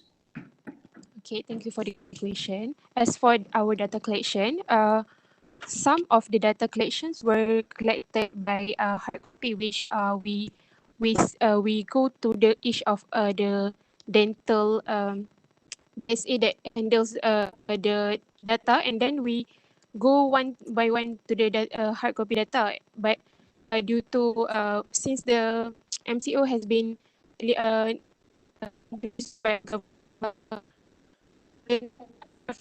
we have done it via the soft copy, so we extract it manually. So you meaning that the hospital doesn't have any electronic database for the patient in the system? Yes. As for now, the hospital doesn't have any. Okay, so you need to trace it manually for each of the patient. Right, doctor. Okay, and so this is sort of a retrospective study, I think, for your research, because you're looking back at what have been done to those patients in GA. What is the inclusion and exclusion criteria for your for the patient that is been selected? Why do you have this you put the two category under below 6 years old and above 6 to 16, or why does you do those type of category? So is any reason for that? Or why don't you go by the dentition itself, of a primary dentition, mixed dentition, and maybe a permanent dentition, which can give a different type of results? Thank you, Doctor, for the question. Actually, before this, we categorized the patient age group into three categories, which is to represent the permanent the dentition. But then, after we asked our statistician to evaluate, she told us to recategorize the age group into two because the age group of 12 to 16 years old had only two cases, which make it incomparable to the other age group. Okay. Okay, so I think that's all from me. So anything from Dr. Ariana and Dr. Nawal? Dr. Nawal first. Can I add?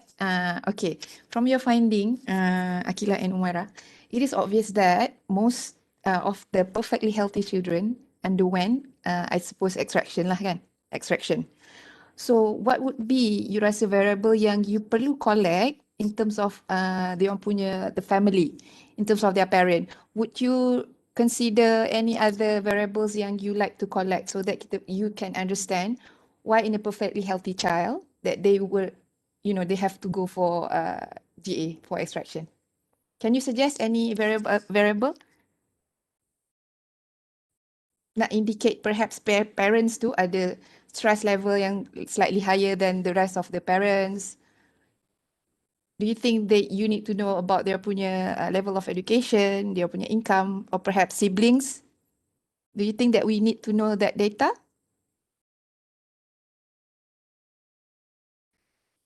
That would be my question only. Thank you, Doctor, for the question. I think as for the variable that need to be added, I think as for the parents' income and also such as the number of siblings could help more our research. But then, as we mentioned earlier, some of the data we cannot trace it because some of the data were was done in during 2017, and for example when we extract the hard copy data, some of the important variable also has been missing, and hence why we came up with such variables. Okay, all right. Okay, thank you. Thank you so much, Doctor. No, no time for me. But I just want to ask a very quick one. Before you start actually this research, what is your hypothesis actually? What is your hypothesis at the very beginning before you start this work? Because it's a trend, right, you are looking at. So, yeah, what is your hypothesis? Anyone? A quick one. Akila? Actually, Doctor, Okay, Umaira, right? Continue. The hypothesis initially, we thought that there would be a difference in the treatment between this age group, but then after we did this research, there wasn't any significant difference between this age group, between the treatment and the age group. Okay. There's no difference, you said. No significant difference except for the stainless steel crown. Okay. Right, thanks. Time's up anyway. Thank you.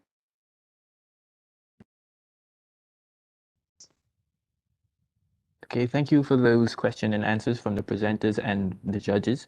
So now we will present the e-certificates for the presenters for their participation in this year's symposium, and we would like to give the judges a few minutes to finalize their scores.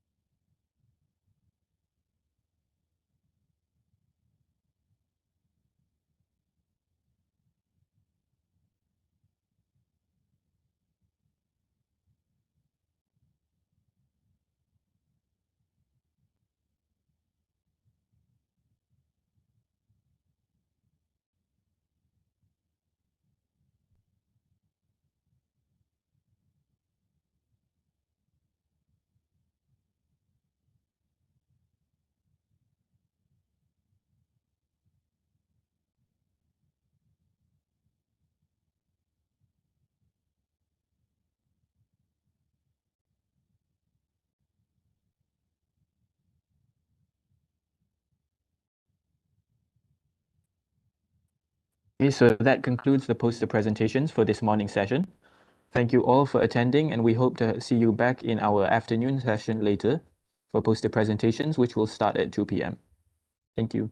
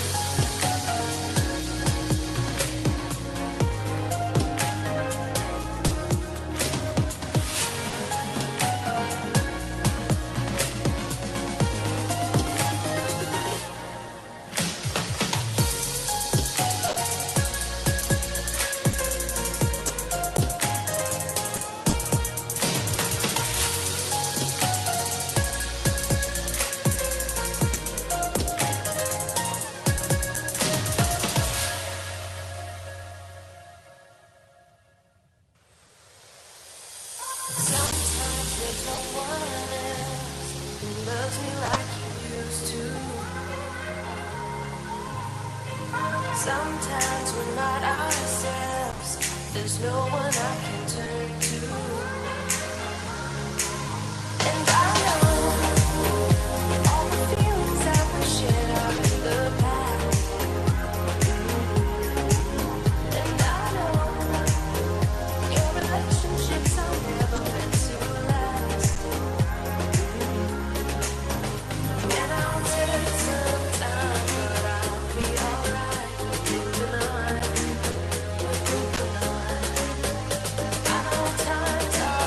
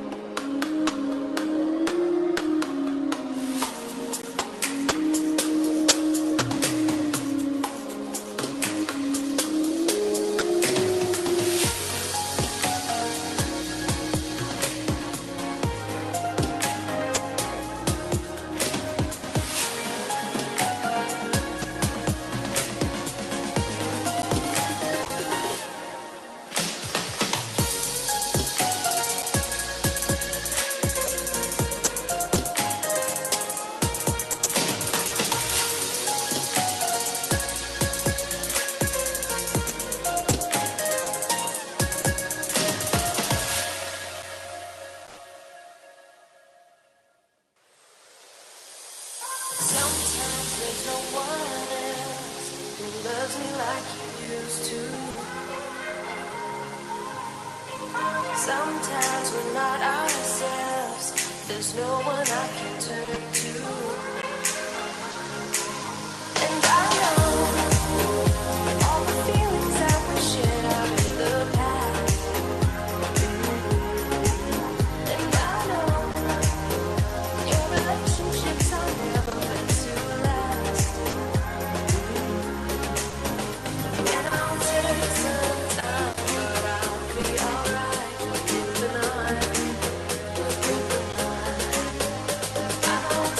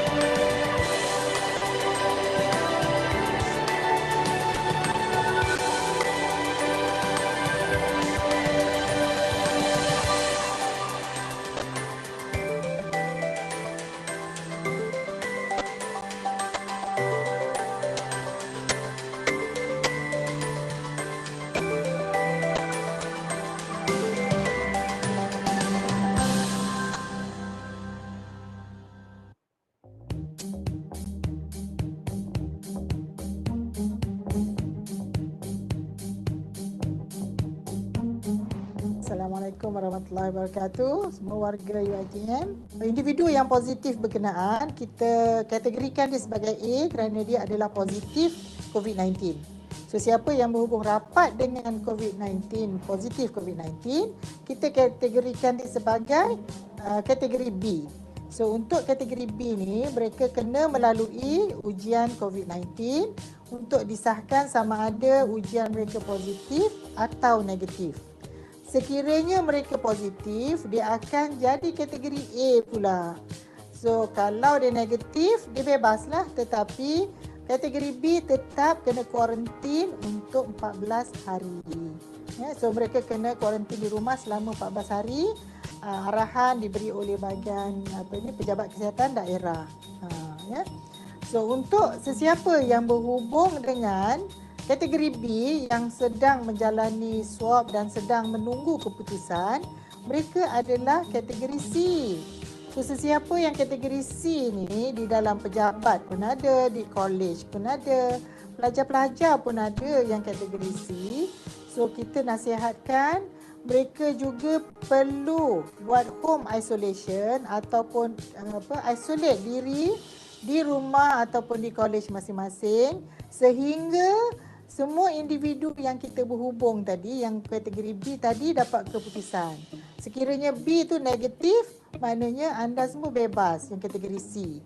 Bebas boleh datang kerja semula. Tapi sekiranya individu kategori B tadi positif, dia dah menjadi A. Jadi anda yang C ni tadi telah menjadi B dan anda pula lah kena swab pada tarikh-tarikh yang dimaklumkan nanti oleh pejabat kesihatan daerah. Untuk anak-anak pula, sesiapa yang kategori B yang kita telah buat swab, anak mereka, ahli keluarga mereka adalah kategori C. So mereka pun sama. Mereka kena home quarantine ataupun isolate diri di rumah. Tapi bila kategori B tadi yang telah swab tadi negatif, mereka boleh balik ke sekolah. So janganlah risau. Dan kategori C juga, siapa yang balik ke rumah, anak dia adalah kategori D. Mereka boleh bebas pergi ke sekolah ataupun pergi ke mana-mana, tetapi mengikut SOP yang telah ditetapkan oleh Kementerian Kesihatan dan juga MKN.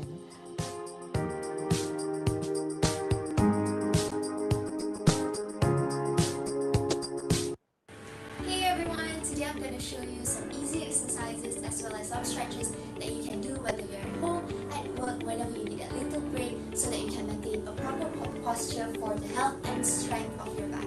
Let's get started. The first thing that you want to keep in mind is your posture when you're sitting down, especially at your desk. You don't want to slouch, but instead you want to be upright. You got to keep your chest up, your head up, your back straight, and your shoulders up.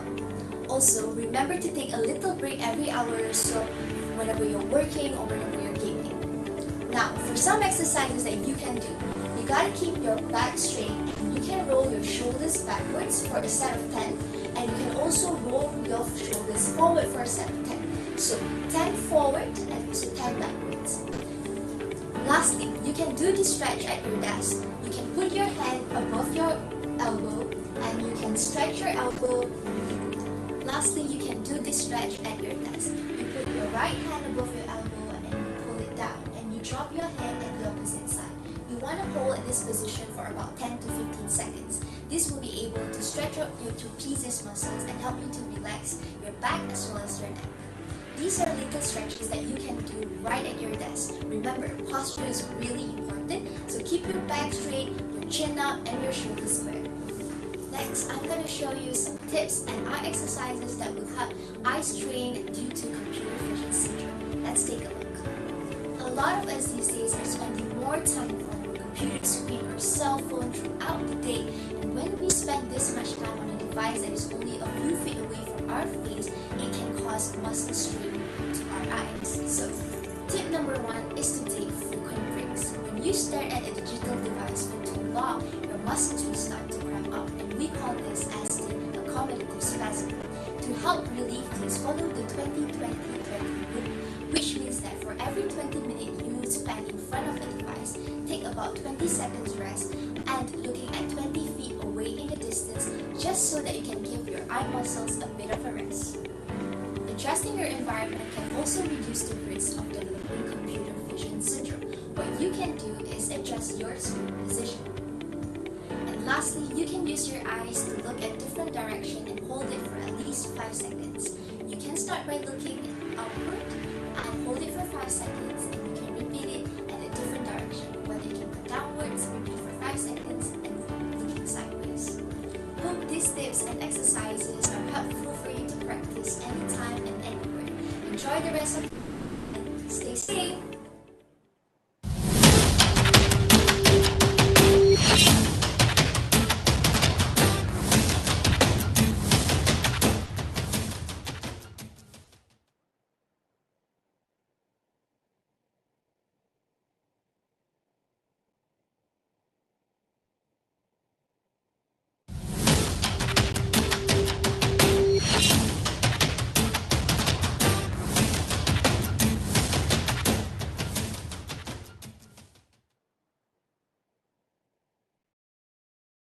Assalamualaikum and a very good afternoon to all the honorable judges, professors, doctors, lecturers, and fellow friends.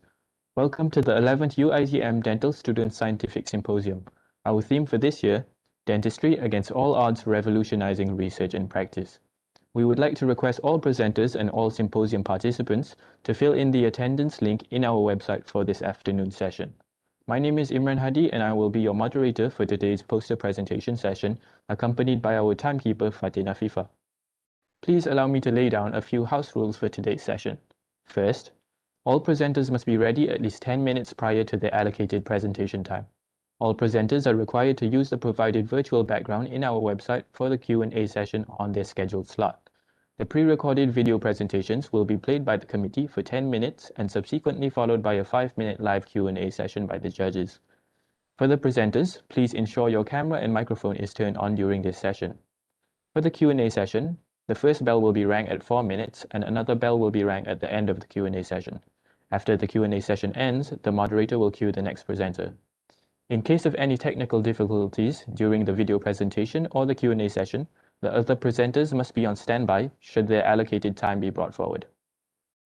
Now, without further ado, let's start with our first recorded poster presentation by Wan Nur Azrin binti Wan Roslan and Sofia Nadira binti Bawawi with their research title topic, Perceived Experience of Oral Health Care Practice for Parents Raising Children with Down Syndrome.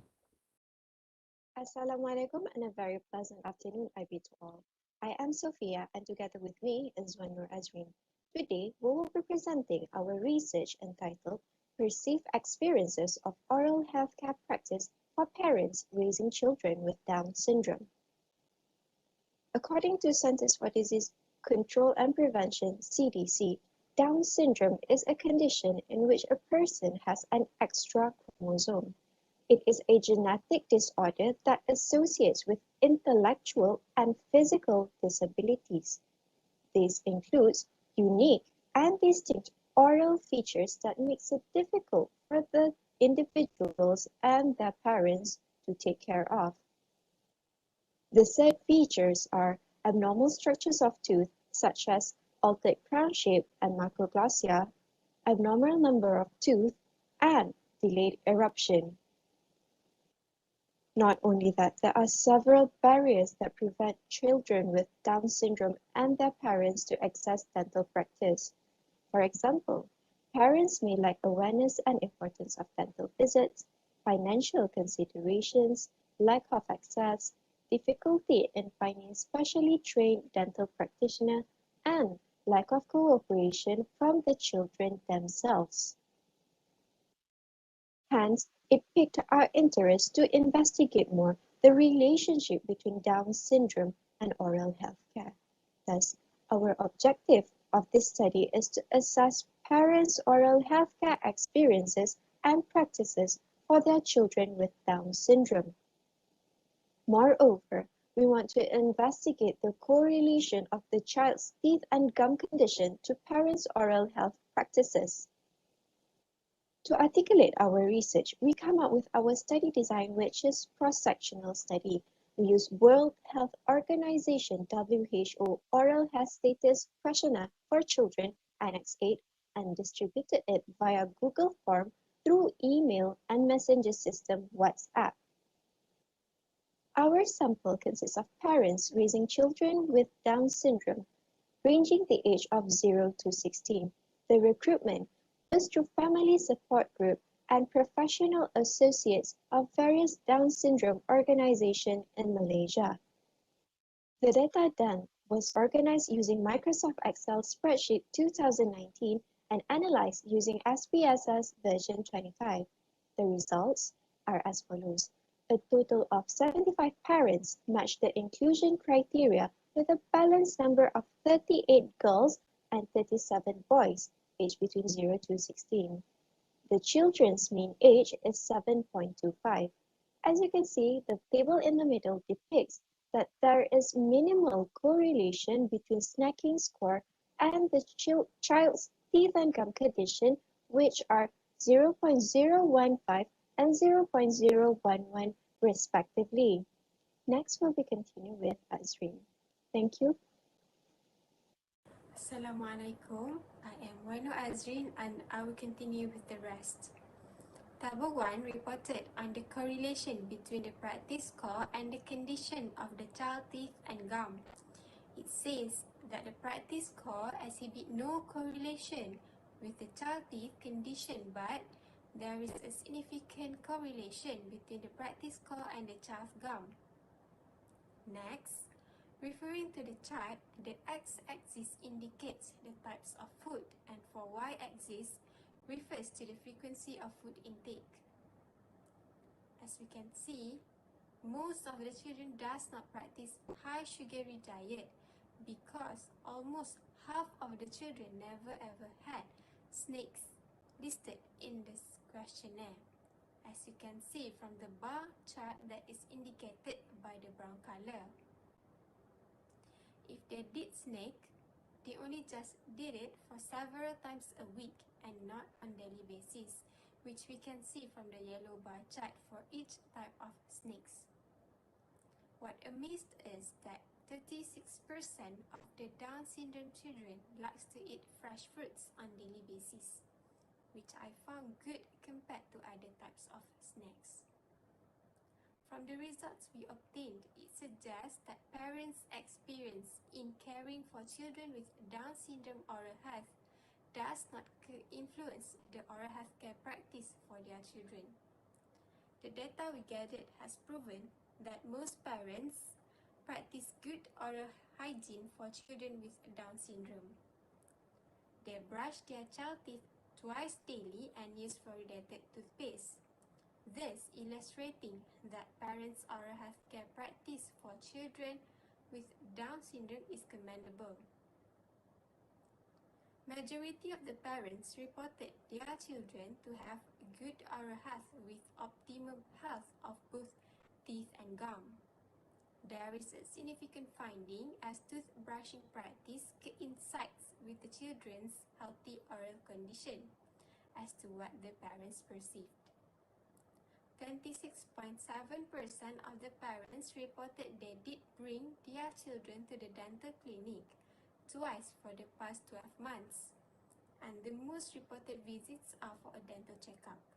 This concluded that parents are aware of bringing their children to visit the dentist regularly. There is a possibility that they have a lower caries rate due to low consumption of a sugary diet. Down syndrome children do not consume a high sugary diet as there is minimal correlation between snacking and the condition of a child's teeth and gum. A study has reported that children with Down syndrome rarely snack daily as they have food texture sensitivity. It is associated with decreased masticatory function with loss of sensory input, hence lowering their eating pleasure. Most of the respondents in this survey noted that they give fresh fruits and milk with sugar to their children with Down syndrome several times a day. It is worth noting that food with smooth, soft, and creamy texture is categorized as easy food to consume by children with Down syndrome. As a conclusion, Parents' oral healthcare experience and practices for their children with Down syndrome are considered sufficient. However, the continuous advocacy is still much needed to encourage them to bring their children to dental visit as a consistent activity.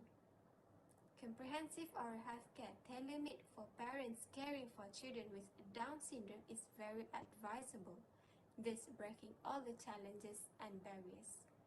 Thank you, that's all from us.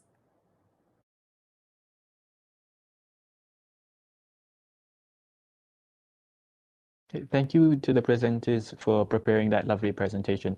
Now we would like to invite the judges for a short Q&A session. Okay, thank you, Azrin and um, Sophia. Okay, so I think I've met you before for the MAPD conference last time. Okay, I have a few questions. So the condition of the teeth and the gum of the Down syndrome patient only been assessed by the questionnaire, through the questionnaire. Am I right? Yes. Yes, betul. So there is a section on the questionnaire that requiring the parents to fill in regarding the condition of their child teeth and gum condition. Yes. So there's no clinical examination that has been done to verify whether the gum condition and the caries occurrence in the child mouth is reported correctly by the parents. No, doctor, because of the pandemic, we couldn't do anything physical to the children itself.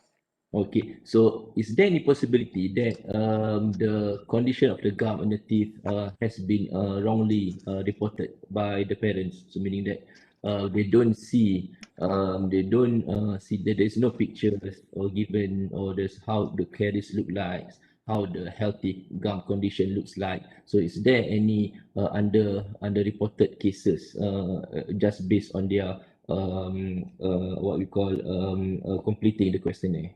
What do you think? Yes, there is. I think because what we perceive as a dental student about the healthy condition and what the parents could perceive on the healthy condition is maybe different. So yeah, it's been really different. So that is why we want to investigate the parents' perception of their children oral healthcare instead of our perception.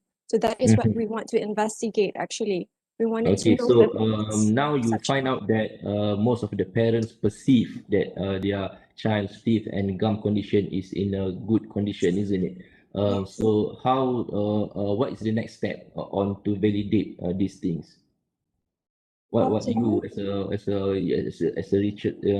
researcher in this research, what do you think that can be done to further validate their perception, or to correct the misconception that might have in between the perceived gum and teeth condition by the parents? So thank you for the question. So what we plan to do after this pandemic outbreak slows down, we can have MTC program to the centers while giving our health education talk to the parents, and also we can do screening tests to the children itself to find out any problem with their teeth, gum or mouth, so that we can do early intervention, or we can refer them to our specialist clinic in our faculty for further management. Okay, and may I know from where did you get your collected the data from? From 4 centers. Okay. Q1 is So it's all the centers with PDK centers, or is it private centers? Both Community actually. centers? We included both, 2 from private centers and 2 from PDK. PDK as well. Yes. Okay. Okay. So it's all around Selangor. Yes, around Selangor and Okay, and my last question is, why do you think that the parents did not take that much of the sugary food or snacks in between the meal times? Because what I have been seen in my clinic is a lot of caries among this type of patient. So there might be some difference also. What do you think the difference are? Why those patients that in your study does not really have or eat this kind of food, the carcinogenic food? All right, thank you, doctor, for the question. So actually, in the question, I think the parents are slightly worried because they have underlying problems, health diseases such as other underlying diseases. So that is why they are very particular in giving the children various type of food. So they have to be considerate regarding that. They don't want to create more harm to the children, and I think that is the reason why they. Okay, and another one, do you include in your study any background information on the parents, whether they have a high income or any what we call the educational background of the parents that might contribute Yes. why they are choosing this type of food and practice a good oral hygiene? All right, thank you, doctor. Yeah, yes, actually, we included the demographic for the parents, such as where do they live and level of.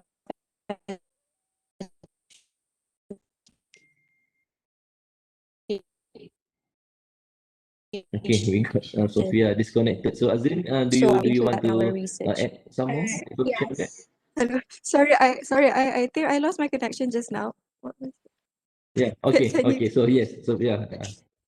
Okay, sorry. So yes, you do have the information, but you did not present it in your poster, isn't it? Yes, we Yes, did. So I think it will be good if you can present it as well, and you can make maybe make a correlation between the patient parental backgrounds and parental educational level, the source of income with the hygiene practice that they are doing on their child. That will be a more valuable information as well for your research. Okay. All right, thank you so much, So Doctor, that's all for us. Thank you. for your comments. Suggestion. Thank you, judges and presenters. Before we move on to the next presentation, we would like to present the e-certificates to the presenters for their participation in this year's symposium. And we would also like to give the judges a few minutes to finalize their marks for the presentation.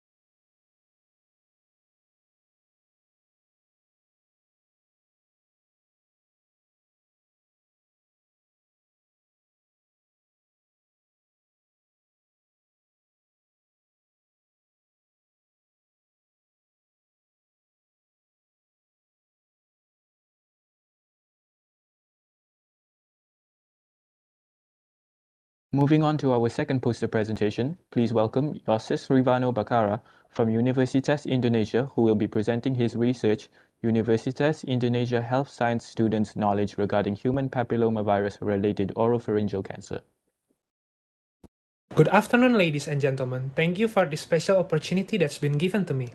Today, in this special occasion on UiTM Dental Students Scientific Symposium, I, Yosas Rivano Bakara, would like to present a poster of my research titled Universitas Indonesia Health Sciences Students' Knowledge on Human Papillomavirus-Related Oropharyngeal Cancer, with Dr. Yuniardini Septorini and Dr. Ratna Kumala as my supervisors. To give you a little bit of a background of this research, cancer is a disease with a rapidly growing incidence globally and a high mortality rate. One of the types of cancer based on the location of development is oropharyngeal cancer. Based on data by GlobalCan in 2018, there were 92,887 new cases of oropharyngeal cancer and 51,005 deaths caused by oropharyngeal cancer. Cancer of the oropharynx have several risk factors, including chemicals such as cigarettes and alcohol, and biological such as nutritional factors, candida infection, and human papillomavirus or HPV. In the last 30 years, there was an increase in incidence of HPV-related squamous cell carcinoma of the oropharynx. There was an increase of 225% in the HPV-related oropharyngeal squamous cell carcinoma population from 1988 to 2004. The highest prevalence of HPV-related oropharyngeal cancer is reported to be in Asia and North America, with figures varying from 20% to 90%. Studies also showed that approximately 22 to 65% of oropharyngeal cancers are associated with HPV infection. The late diagnosis of oropharyngeal cancers can lead to disease with more severe presentations and a higher mortality rate. And to achieve maximum treatment results, early diagnosis is needed. Medical students bear an important role in preventing HPV-related oropharyngeal cancer, but a study conducted in the University of Nevada showed that medical students have a lack of knowledge regarding the relationship between oropharyngeal cancer and HPV. Therefore, we see the importance to conduct this research. To the best of our knowledge, there is no known similar research, especially among students in Indonesia. Therefore, this study was conducted to assess the knowledge of students at the Universitas Indonesia Health Sciences Cluster regarding HPV-related oropharyngeal cancer. We conducted this study using a cross-sectional analytic descriptive studies design, which was held at the Health Sciences Cluster, Universitas Indonesia from November 2020 to January 2021 with online questionnaire due to the current pandemic condition. This study has been ethically approved by Komisi Etik Kedokteran Gigi FKG UI. The questionnaire was adapted from Rutkaski et al. Research titled A Multi-State Evaluation of Oral Health Students' Knowledge of Human Papillomavirus-Related Oropharyngeal Cancer and HPV Vaccination. The questionnaire was then adapted to Indonesia through a cross-cultural adaptation process. The data is considered primary data and obtained from 1,004 students using the questionnaire. The population of these research respondents consisted of students from Faculty of Medicine and Faculty of Dentistry class of 2015 to 2019, and the Faculty of Nursing class of 2016 to 2019. The exclusion criteria for respondents were students who filled out the questionnaire outside the time limit of the data retrieval. The data then analyzed statistically using SPSS began with testing the validity with face validity and reliability with Cronbach's alpha, and the test-retest reliability on 60 respondents. Furthermore, we conduct descriptive analysis to test the distribution of sociodemographic data, and we also do categorical comparative analysis in the form of chi-square to analyze the relationship between sociodemographic data and students' knowledge. The population of this study consisted of 2,117 students, and the total number of respondents is 1,004 respondents, which give us a response rate of 47.4%. The result, as stated on the upper left table, we found that the general knowledge level of HPV of our respondents was generally inadequate. The result of the research by Rutkowski et al. Showed different things, with 70% of respondents indicating an adequate level of general knowledge of HPV. This difference may occur because the rate of HPV infection is much higher in Caucasians than Asians, so that the level of knowledge of respondents about HPV in this study tends to be lower. In addition, in Waluyo et al. Research, it was found that religion and culture in Indonesia have an important role in building a stigma against HIV, which is actually a sexually transmitted infection like HPV. So there is a possibility that the same stigma appears in HPV. moving on to the lower left table, it showed us that 98% had an inadequate knowledge about HPV-related oropharyngeal cancer. This result is in accordance with previous study that stated only 20% of respondents had an adequate level of knowledge about HPV-related oropharyngeal cancer. This can be explained through research by Newhauser et al., which states that in general, cancer communication through online media, which in fact has been adapted quickly by the community as a source of health information, has not met the literacy, cultural, and linguistic needs of a diverse population. In addition, Arora et al. In their study suggested that the best known risk factor for oropharyngeal cancer was tobacco smoking rather than HPV. Whereas in Dow et al. Study, oropharyngeal cancer had a strong association with alcohol consumption. 86.1% of respondents had an inadequate level of knowledge about the HPV vaccine, as shown on the data from the upper right table. Research by Balaji et al. Showed similar results, namely 80.58% of respondents had inadequate level of knowledge regarding the HPV vaccine. We found that the implementation of HPV vaccination in Indonesia is relatively new, which has just started since 2016.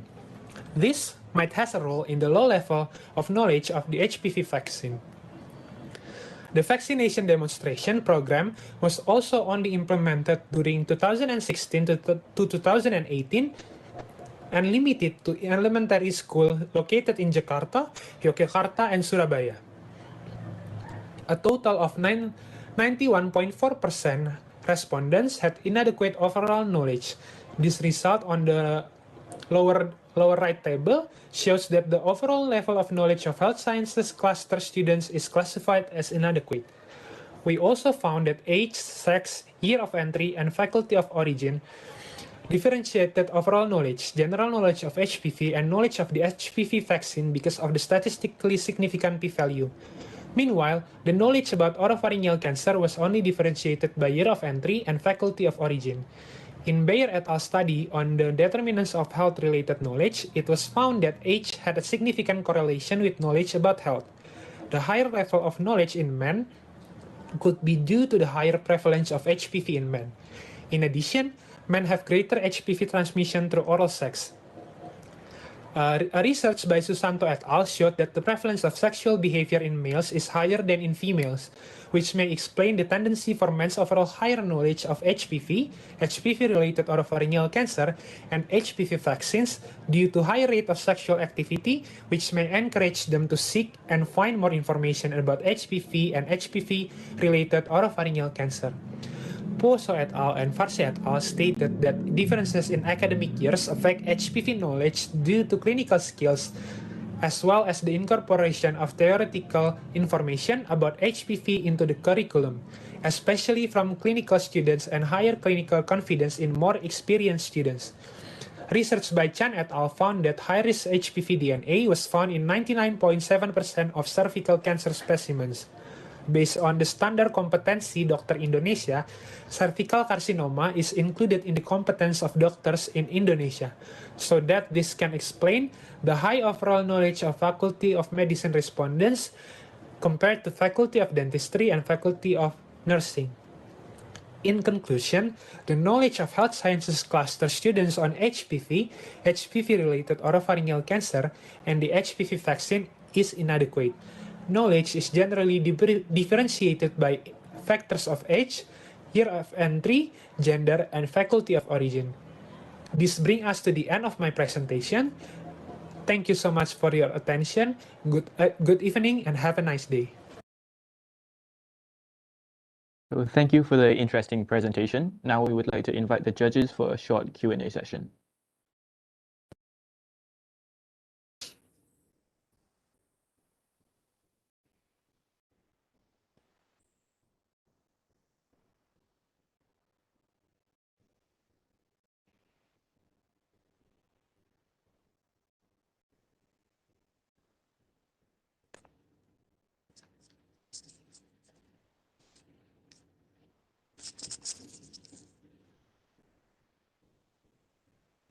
Dr. Aliana, do you want?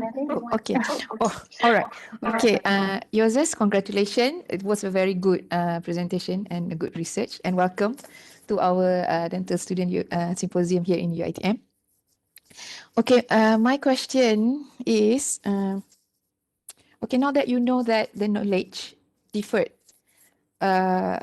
through the faculty of origin, year of entry, and everything, what would be your next recommendation? Do you plan so that each student from different faculty have similar knowledge, or few faculties should have extra knowledge regarding HPV, and why do you think that? Or you assume everybody needs to have a similar knowledge regarding HPV related or pharyngeal cancer? Thank you, doctor, for the question. So the first thing that that we did regarding this intervention is that we gave the right question to the questionnaire to all the respondents of our research. And regarding your questions, I think that there has to be the same level of knowledge between each faculty regarding HPV and its relatedness to oropharyngeal cancer, since all of the students from the three faculties that included in this research have a great role in preventing HPV-related oropharyngeal cancer and HPV infection in the future when they graduate and they become professionals in their own field. So that's my answer. Okay, so from your observation or from your initial knowledge, do you, is there any confirmation that the level of curriculum pertaining to this specific disease is similar within these three faculty, or you would assume some other faculty could learn something in more depth? That's actually one of the limitation of the study, is that we weren't able to gain the curriculum specification or details of each faculty. So we do not know that we do not know the source of their information regarding HPV related oropharyngeal cancer, whether it is from their own curriculum or it's from their own knowledge or other sources like media or social media and etc. Okay. All right. Now that we know the baseline is quite different depending on whatever curriculum that these students learn. So I'm just asking in application in clinical setting, as a dental student, from the percentage prevalence that inadequate knowledge, what can you practice in your in your day-to-day communication with patient regarding this disease? What would be the information that you think is important for the patient? Because HPV is a common sexually transmitted disease, I think that the most important communication for the patient in the clinical setting is that they have to practice safe sex practice, and also we need to educate other. Maybe HPV is not quite known because there are more urgent or severe disease that is being talked, like HIV. So we need to communicate to the patient regarding another sexually transmitted disease such as HPV to the patient. All right, thank you. That's all my question. If any judges want to. Thank you, doctor. Thank you, Joseph. Nothing from me. Thank you. Oh, okay. Okay, so that's the end of the Q&A session. Thank you to the presenters and judges. We will now present the e-certificate of participation in this year's symposium to the presenter and give the judges a few minutes to finalize their marks.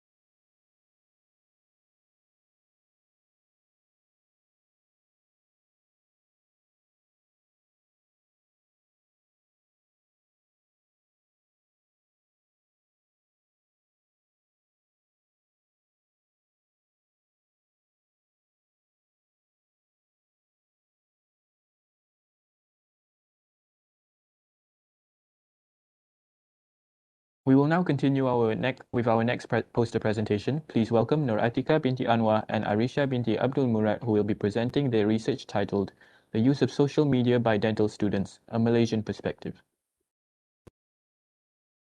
Assalamualaikum and good day to everyone. I hope everyone is doing well during this pandemic. I am Arisha and along with me is my partner Nur Atika. Our study title is The Use of Social Network by Dental Students, a Malaysian Perspective.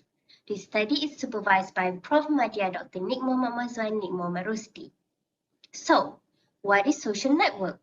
Social network is a site of application which users can communicate with each other by adding information, messages, images, and many more.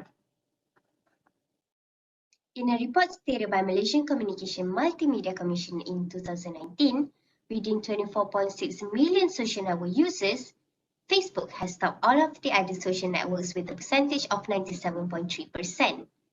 According to Chung and Lee in 2010, they stated that the reason for the usage of social network is due to its effective connections created between people and also facilitates the exchange of knowledge and ideas. Nowadays, since more technologies are emerging, this is where the digital learning comes in. Two types of digital learning that relates to our study are online learning and also mobile learning. Online learning enables learners to advance their knowledge through the internet. It is popular because the lessons are usually pre-recorded and covers many of the same learning areas as well as it is publicly available. On the other note, mobile learning is a learning process that can be engaged across multiple platforms.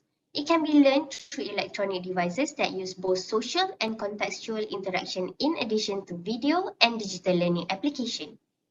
It also enables learners to engage in the learning process on demand, wherever and whenever the learner desires. Now, the main objectives of our study are to identify the social network usage pattern by dental students and also to determine the most preferred social network for dental education delivery. So let's move on to the methodology, which comprises of a few phases. The first one is the sample. So our sample includes undergraduate dental students in Malaysia, and our excluded samples were postgraduate dental students and dental students who are on leave. The sample size were then calculated using Rao-Soft, and our cross-sectional study requires a minimum sample size of 347 dental students in Malaysia. Next, for our study tools, the content of our questionnaire were adopted from Kettle et al. And were modified based on local needs and perception. It consists of 5 items which involves consent, demographic, user experience, social network, and opinion. So prior to our study, we have done the questionnaire validation to make suit to our population. And these items were answered using a variety of multiple choice answers, including Likert scale. Then we proceeded with the ethics, which was approved by UiTM Ethics Committee on 30th March 2020. And lastly, data analysis was performed using SPSS 23.0 computer software. So now, moving on to our results. Upon analyzing data, we obtained more female respondents compared to male with a percentage of 76.2%. Overall, the majority age groups are of the age of 17 to 22 years old with a percentage of 64.4%. The ethnicity respondents is led by Malay, followed by Chinese, others, and lastly Indians. Now, I'll pass the presentation to Atika. Atika? Okay, thank you, Arisha. So I will continue with the bar chart below, which is showing the social network usage per person, where most of the participants accounted for 37% use 3 social networks every day, and 36% of the participants use 4 social networks, and only a small number of participants use 1 and 6 social networks daily. And among these popular social networks that is listed by MCMC in 2019, YouTube is ranked first as the most used social networks by the participant with 33.4%. This is followed closely by Instagram with 31.5%, and interestingly, they were 2.9% of the participants who are not using any of the listed popular social network. So in the table that is in the center, it's showing the association between gender of the participants with the type of social network that is most used, the type of device, and also the hours of usage for their daily routine. And this association was analyzed using chi-square. And in our study, we have found that social network that is most used by the male participants was YouTube with 39.5%, and the least used was LinkedIn with 0%. And among the female participants, Instagram was the most used social network with 32.8%, and the least used was also LinkedIn with 0.2%. And the p-value was less than 0.001, indicating there was statistically significant difference between the gender. Okay, next we go to the device. The device that is most used by the participants for their daily routine is a smartphone, and it demonstrated a statistically significant difference of p-value 0.024 between male and female participants. And as for PC and desktop, despite being the lowest in percentage of usage, it demonstrated the p-value of less than 0.001, indicating there was a statistically significant difference between male and female participants. Okay, next we go to the hours of usage. It showed a statistically significant difference of p-value 0.006 between male and female, whereby 47.7% of the male participants use social networks for 4 to 7 hours daily. Meanwhile, among the female participants, 40.8% of the female participants use social networks for only 1 to 3 hours daily. And this pie chart is representing the social network of choice to connect with dental school. And majority of the participants are reported to have chosen Instagram with 34.3%, and this is followed by YouTube with 24.6%. So from our study, we have found that the most used social network is YouTube, but social network that is chosen to connect with dental school is Instagram. And why is that? So according to Burns et al. In their study in 2020, 95% of respondents found YouTube videos is a helpful tool for learning clinical dental procedures, and 73.6% of respondents reported YouTube was used adjunctive to their dental school curriculum, which is described as a way to learn different approaches to procedures. And 76.8% of students were likely to refer to a YouTube video to prepare for a clinical procedure that they had never performed. Meanwhile, Uy and Kelleher in 2021 described Instagram as a free photo and video sharing platform, which is popular for its mobile compatibility and ease of use. And some dentists use their Instagram feed to discuss topics or even to deliver clinical pointers. Uy and Kelleher also added that the use of Instagram Live, which allows students to watch a procedure in real time, or even live question and answer session, have become increasingly popular. Apart from dental procedures, an increasing number of anatomy-related Instagram education accounts have emerged for both medical and also dental students. And this helps to close the gap between dry theory and effective clinical education. And in addition, according to Douglas et al. In 2019, Instagram limits the content to images and short videos as compared to YouTube, which may suit better in some learning approaches.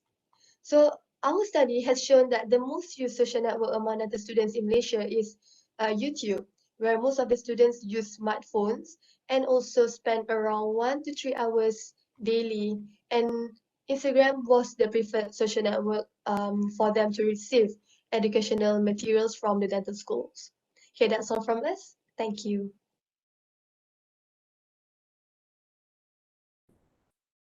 Thank you both for that presentation. Now we would like to invite the judges to continue with the Q&A session.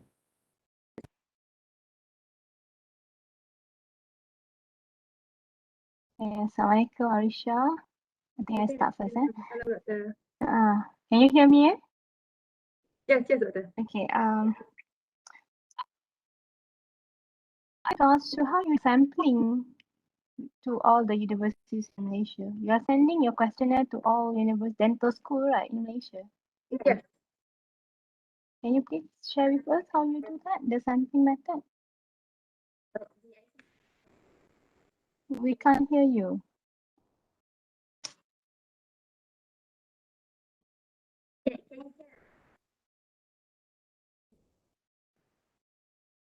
Can you hear them, Dr. Syed, Dr. Nawar? Tak dengar. Okay. Atikah kena ulang. Okay. Yeah. So we start by doing Google Form.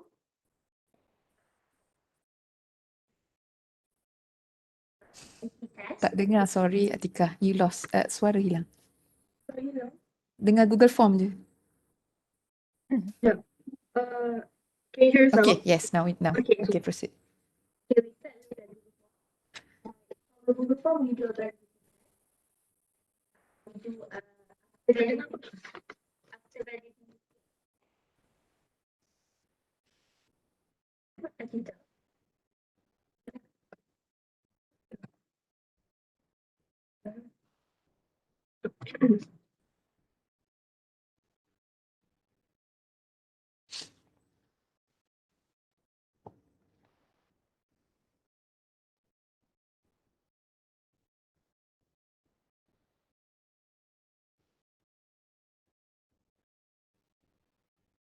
Okay, can you hear us?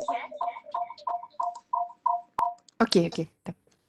Okay, so from the Google form, we do a validity test, and then after that, we do a reliability test. And for the sampling, after we do the reliability test, we do ethics. We ask for ethics approval from different universities. Okay, and then from there, when the ethics are being approved, then we distribute it by using WhatsApp or email. That is where their committee will distribute all the Google Forms to the students. Okay, thank you for that. How many samples? What is your cutoff for your sample size? The minimum sample would be 347 samples, but we got more. Taking into consideration the entire dental school in Malaysia? Yes. From the 347 samples, we had to make sure that we include at least 10% of the participants from each dental institution. So that 10% we gather the whole 10%, and then we got 347 in total. All right. So you send it via WhatsApp and? Email. And also First we obtain the approval from the dean. We obtain the approval from the dean for distributing the questionnaire to the students in the institution. So each institution you have to get the approval first. Yes, in order for us to distribute it. Okay, and then it comes back to you, and then you do the analysis. Yes. All right. Thank you. Dr. Nawa or Dr. Nushul, you want to ask anything? Dr. Shuhud. Okay, thank you, Arisha and Atika.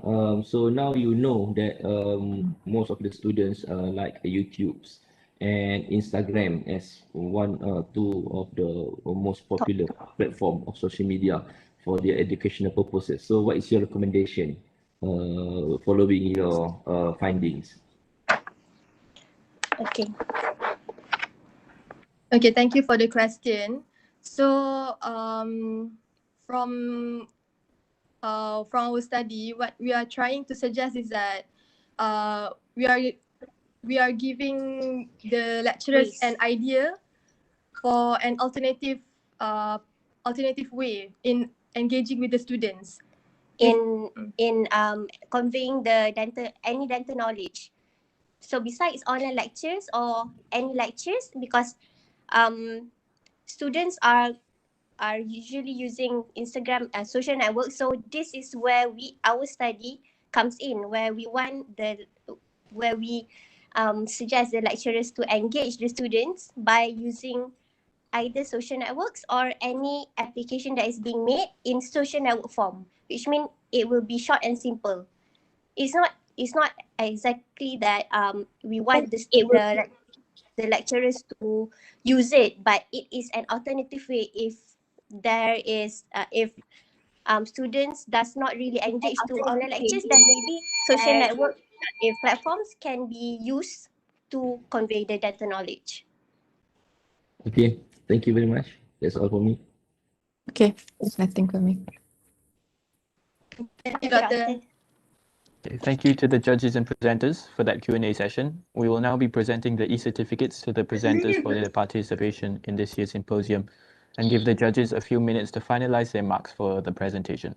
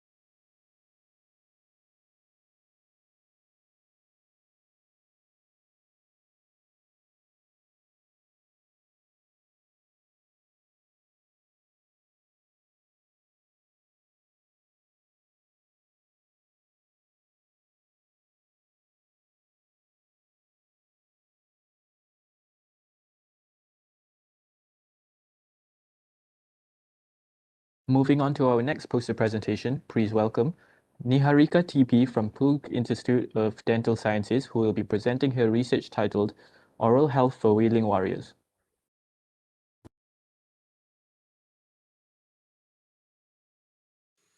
A developmental disability is defined as a severe chronic condition attributable to mental and physical impairment which manifests before the age of 22 years. Did you know over 1 billion people, that is 15% of the world's population, have some form of disability? Among them, between 110 to 190 million people experience functional disabilities. People with developmental disabilities can have varying degrees of functioning level. In a dental setup, we could either have a high-functioning patient or a low-functioning patient. High-functioning patients will be able to respond to the dental provider, like moving their heads when prompted, relaxing their cheeks, lips, tongue, and having radiographs taken without assistance, while a low-functioning patient will not be able to respond to basic commands. They lack conscious swallowing ability and would require the help of the dental team to manipulate all the functions for them. Some of the most frequently seen and studied conditions are autism, mental retardation, cerebral palsy, and Down syndrome. People with developmental disabilities are almost 2 times likely to develop oral conditions. This is because of the multi-dimensional barriers they come across in accessing dental services. They show increased prevalence of dental caries, periodontal diseases, orofacial trauma, and drug-induced gingival hyperplasia. Hence, people with special needs require greater degree of care and attention compared to normal individuals. So, what are the preventive measures? First step is to address the individual or the caregiver. Maintenance of regular appointments, developing individualized treatment plans, preventive aids such as fluoride, pit and fissure sealants, individual or caregiver directed plaque control measures such as use of floss threader, and maintenance of a healthy, nutritious and balanced diet.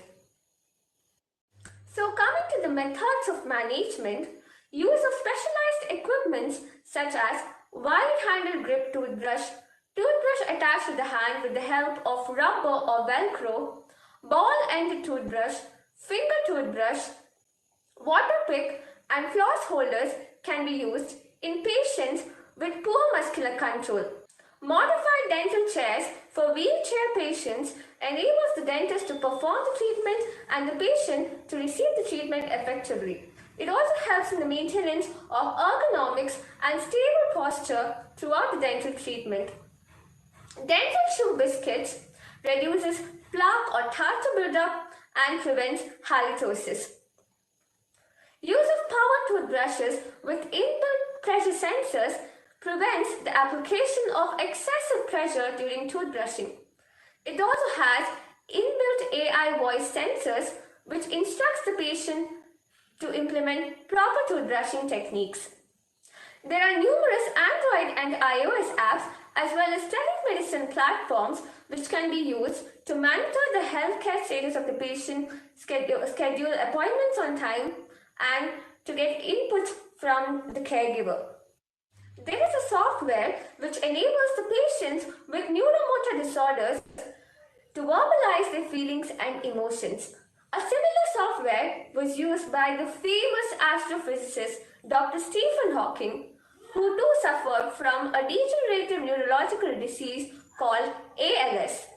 Use of conscious sedation and virtual reality goggles for behavior management in uncooperative patients and to reduce pain and anxiety during dental procedures. So, how can we maintain oral health measures in a community level? This can be done by conducting workshops, creating awareness, training the caregivers, and effective policy making. To conclude, a standardized and more organized approach to oral health in special needs groups must be implemented to ensure a more accessible, equitable, and technologically appropriate provision of care so as to rehabilitate them and to enhance their quality of life through their improved oral health. Creating special smiles for special people. Saying so, I would conclude. Thank you. Thank you for preparing that interesting presentation. Now we'll continue with a short Q&A session with the judges.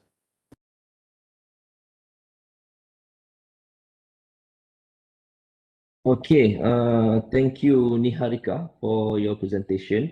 So I have two questions. Number one is how do you think that you can improve the accessibility of the patient with special needs towards the dental treatment? Niharika, I cannot hear you. Maybe you mute yourself. Please unmute yourself first. Audible now? Yeah, sure. Great. Loud and clear. Thank you for the question, sir.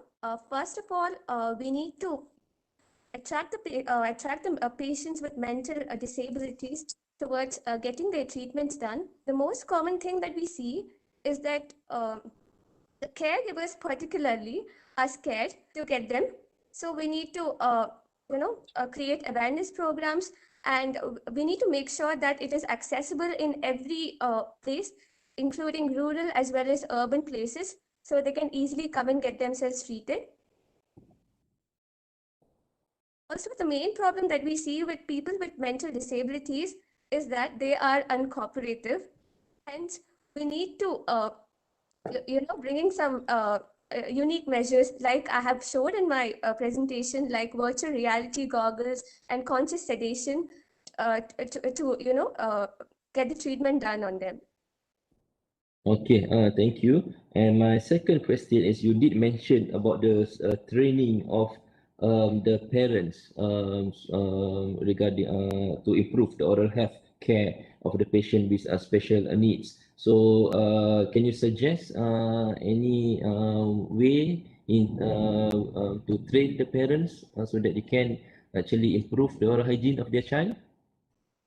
So first of all, we need to conduct workshops on a regular basis so that we update them with the various methods to implement oral hygiene in the people who they are taking care of. And then we can provide them books such as pamphlets and manuals with instructions given in them so that they can easily read and follow them. And also we need to monitor them on a regular basis so that they are sticking to the schedule or the routine. Okay, thank you. That's all from me. So I open to the other judges for any question.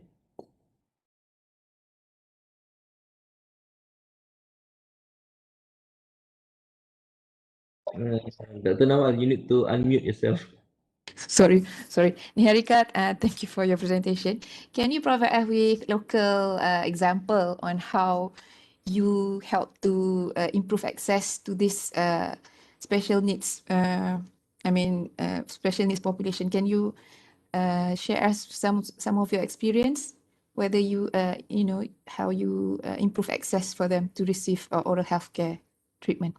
Coming to my own experience, right now I'm studying third year BDS in Korea Institute of Dental Sciences. So we go for we take up oral health camps in government schools, and we go there and we clinically examine them and we refer them to our hospital, wherein free treatments are provided to special health group people. As of now, ma'am, I have been to two special needs shelters wherein I have taken case history and then examined them, and I have also taken up a class on modified Bass method of toothbrushing. All right. Okay. Thank you. So, is there any national program that was specifically targeted to this population that you can share with us? Yeah, in in your our country, country? there are numerous programs to uplift the special needs group. For example, uh, the Disabled Empowerment Program,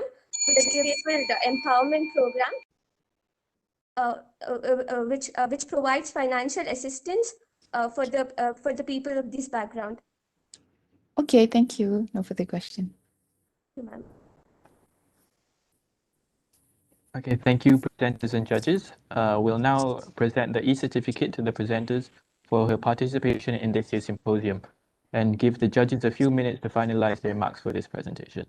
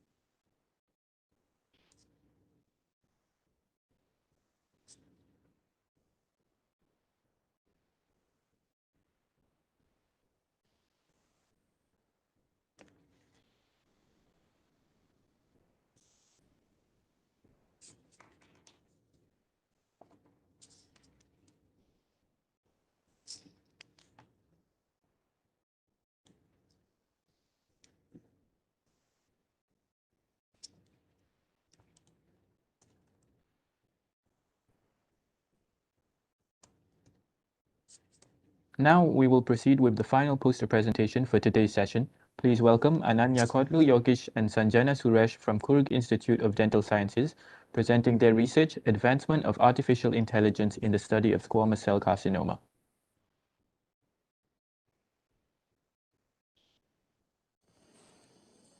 Good afternoon, everyone. I am Ananya. And I am Sanjana. We are from the Kurg Institute of Dental Sciences, Virajpet, Karnataka, India. Our topic of discussion is about artificial intelligence, the advancement of artificial intelligence in the study of squamous cell carcinoma. A little bit discussion on squamous cell carcinoma. Squamous cell carcinoma is defined as a malignant epithelial neoplasm exhibiting squamous differentiation and is characterized by the formation of keratin and or presence of the intercellular bridges. A little bit on demographics incidence, it's about 2 to 10% per 1 lakh population per year, and the racial predilection shows a little bit it's predicted towards white, and gender predilection shows that the male is to female ratio is 2:1, and the main etiological factors are tobacco chewing, excessive alcohol, and high exposure to UV light. The clinical features are like the patient mainly presents with an ulceration with an indurated margin, and the histopathological study shows that there is an evidence of keratinization and presence of numerous epithelial keratin pearls, and the regional metastasis is more common.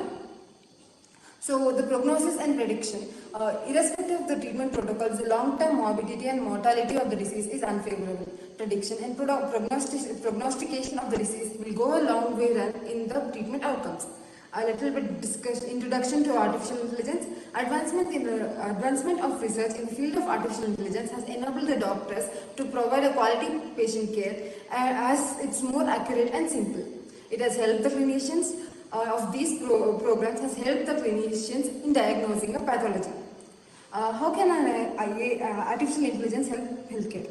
It reduces the cost and can impact population health. By mimicking the cognitive thinking, it brings a paradigm shift towards the healthcare, increasing the availability of healthcare data, and there is a rapid progress of analyticals. The objectives of this study is to examine the capability of Mediva, artificial intelligence, in predicting the association between the patient parameters and treatment outcomes in 22 patients of squamous cell carcinoma. In squamous cell carcinoma, we generate predictive algorithms based on this data. The background of the study is, this is a retrospective study that was conducted in the patients who presented with squamous cell carcinoma at CIES. Institutional review was not needed as there was no alteration in the patient care, but informed consent was taken from all patients.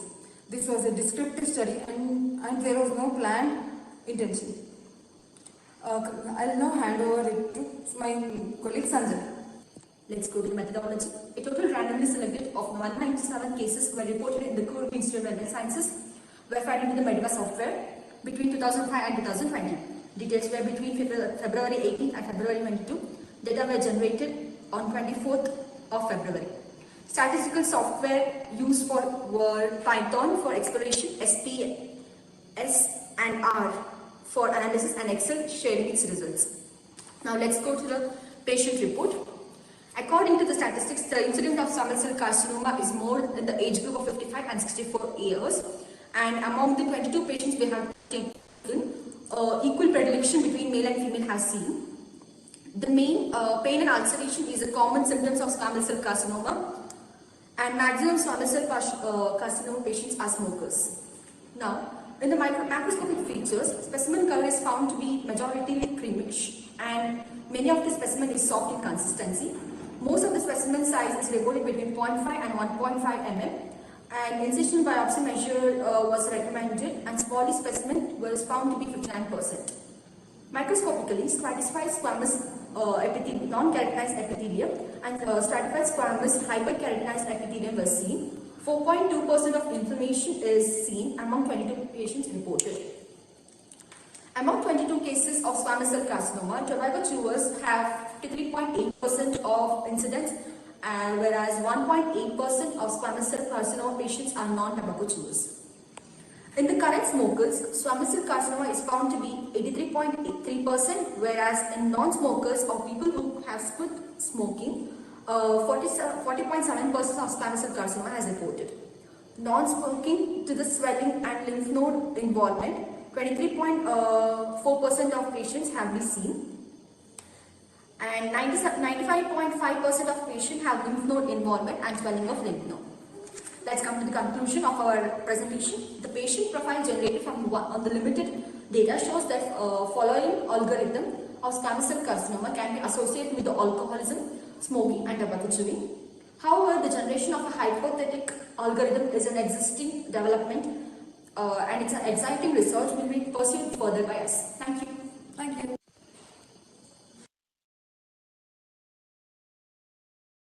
Okay, thank you both for the presentation. We will now continue with our Q&A session. Okay, thank you Ananya and Sanjana for Thank you, ma'am. Okay, for that interesting presentation. Again, we welcome you to this UiTM Dental Student Symposium.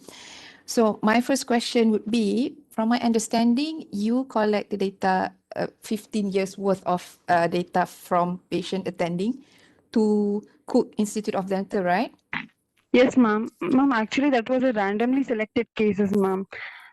Randomly so we just cases which was from like 15 years. We just like put it in the software, ma'am. But still, the software selected only some 22 cases, and then it was under study. But the sampling frame would be anybody attending to the dental institute, right? Is it? Yes, ma'am. Yeah, yes, Okay. ma'am. Those are the patients who attended at our college, ma'am. Okay. My next question is, Yes, how ma'am. far Thank you. away the patient? I mean, is it nationwide patient coming to the nearby or specifically to the specific state that allocated close to the dental institute? Yes, ma'am. They're Or all from like, all over India? ma'am, actually, those were the patients who were nearby the college, ma'am. Like almost nearby, almost like 50-kilometer radius, ma'am. Like almost in that range, people have come, ma'am. Those are Okay. people. All right. Thank you. Yes, ma'am. Pertaining to the demographic data, Yes, you ma'am. mentioned about tobacco chewing. Is there any data regarding betel nut chewing, or this is not a relevant variable pertaining to squamous cell carcinoma? Ma'am, it is a relevant thing, but when we ran through the software and the software which generated based on the parameter, patient parameter which we gave, it didn't give us a like clear data about tobacco chewing. So we didn't mention about the betel nut, ma'am. I mean like betel nut.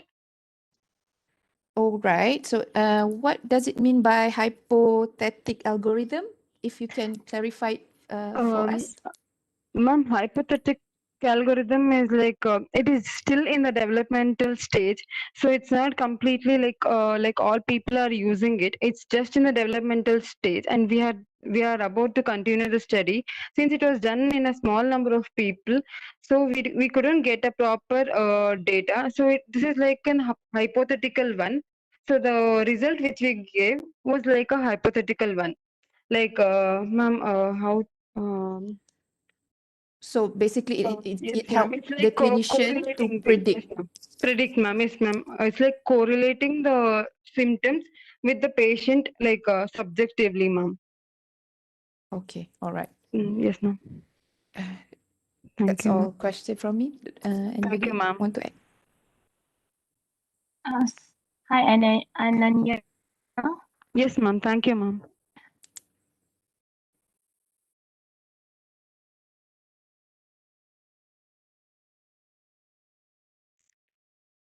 Welcome to our symposium. Just have you in with your clinical measurement, is it?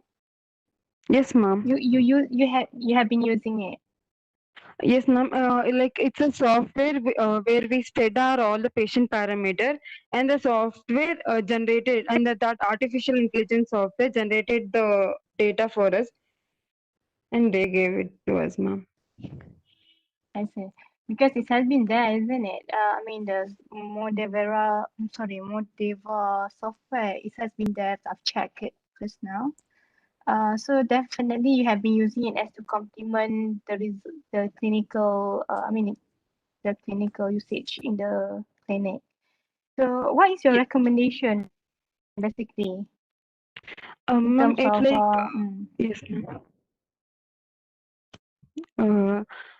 Ma'am, it's like predicting, like based on the patient parameter. It's like some there are some parameters which gives a differential diagnosis of like squamous cell carcinoma and other carcinomas.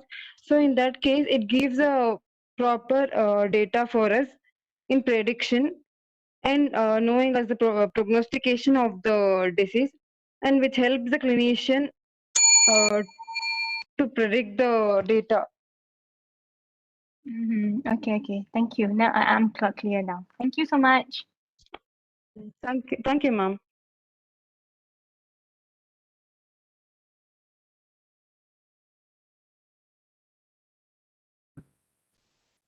Okay, thank you for that Q&A session. We will now present the e-certificates for the presenters' participation in this year's symposium. Thank you, sir.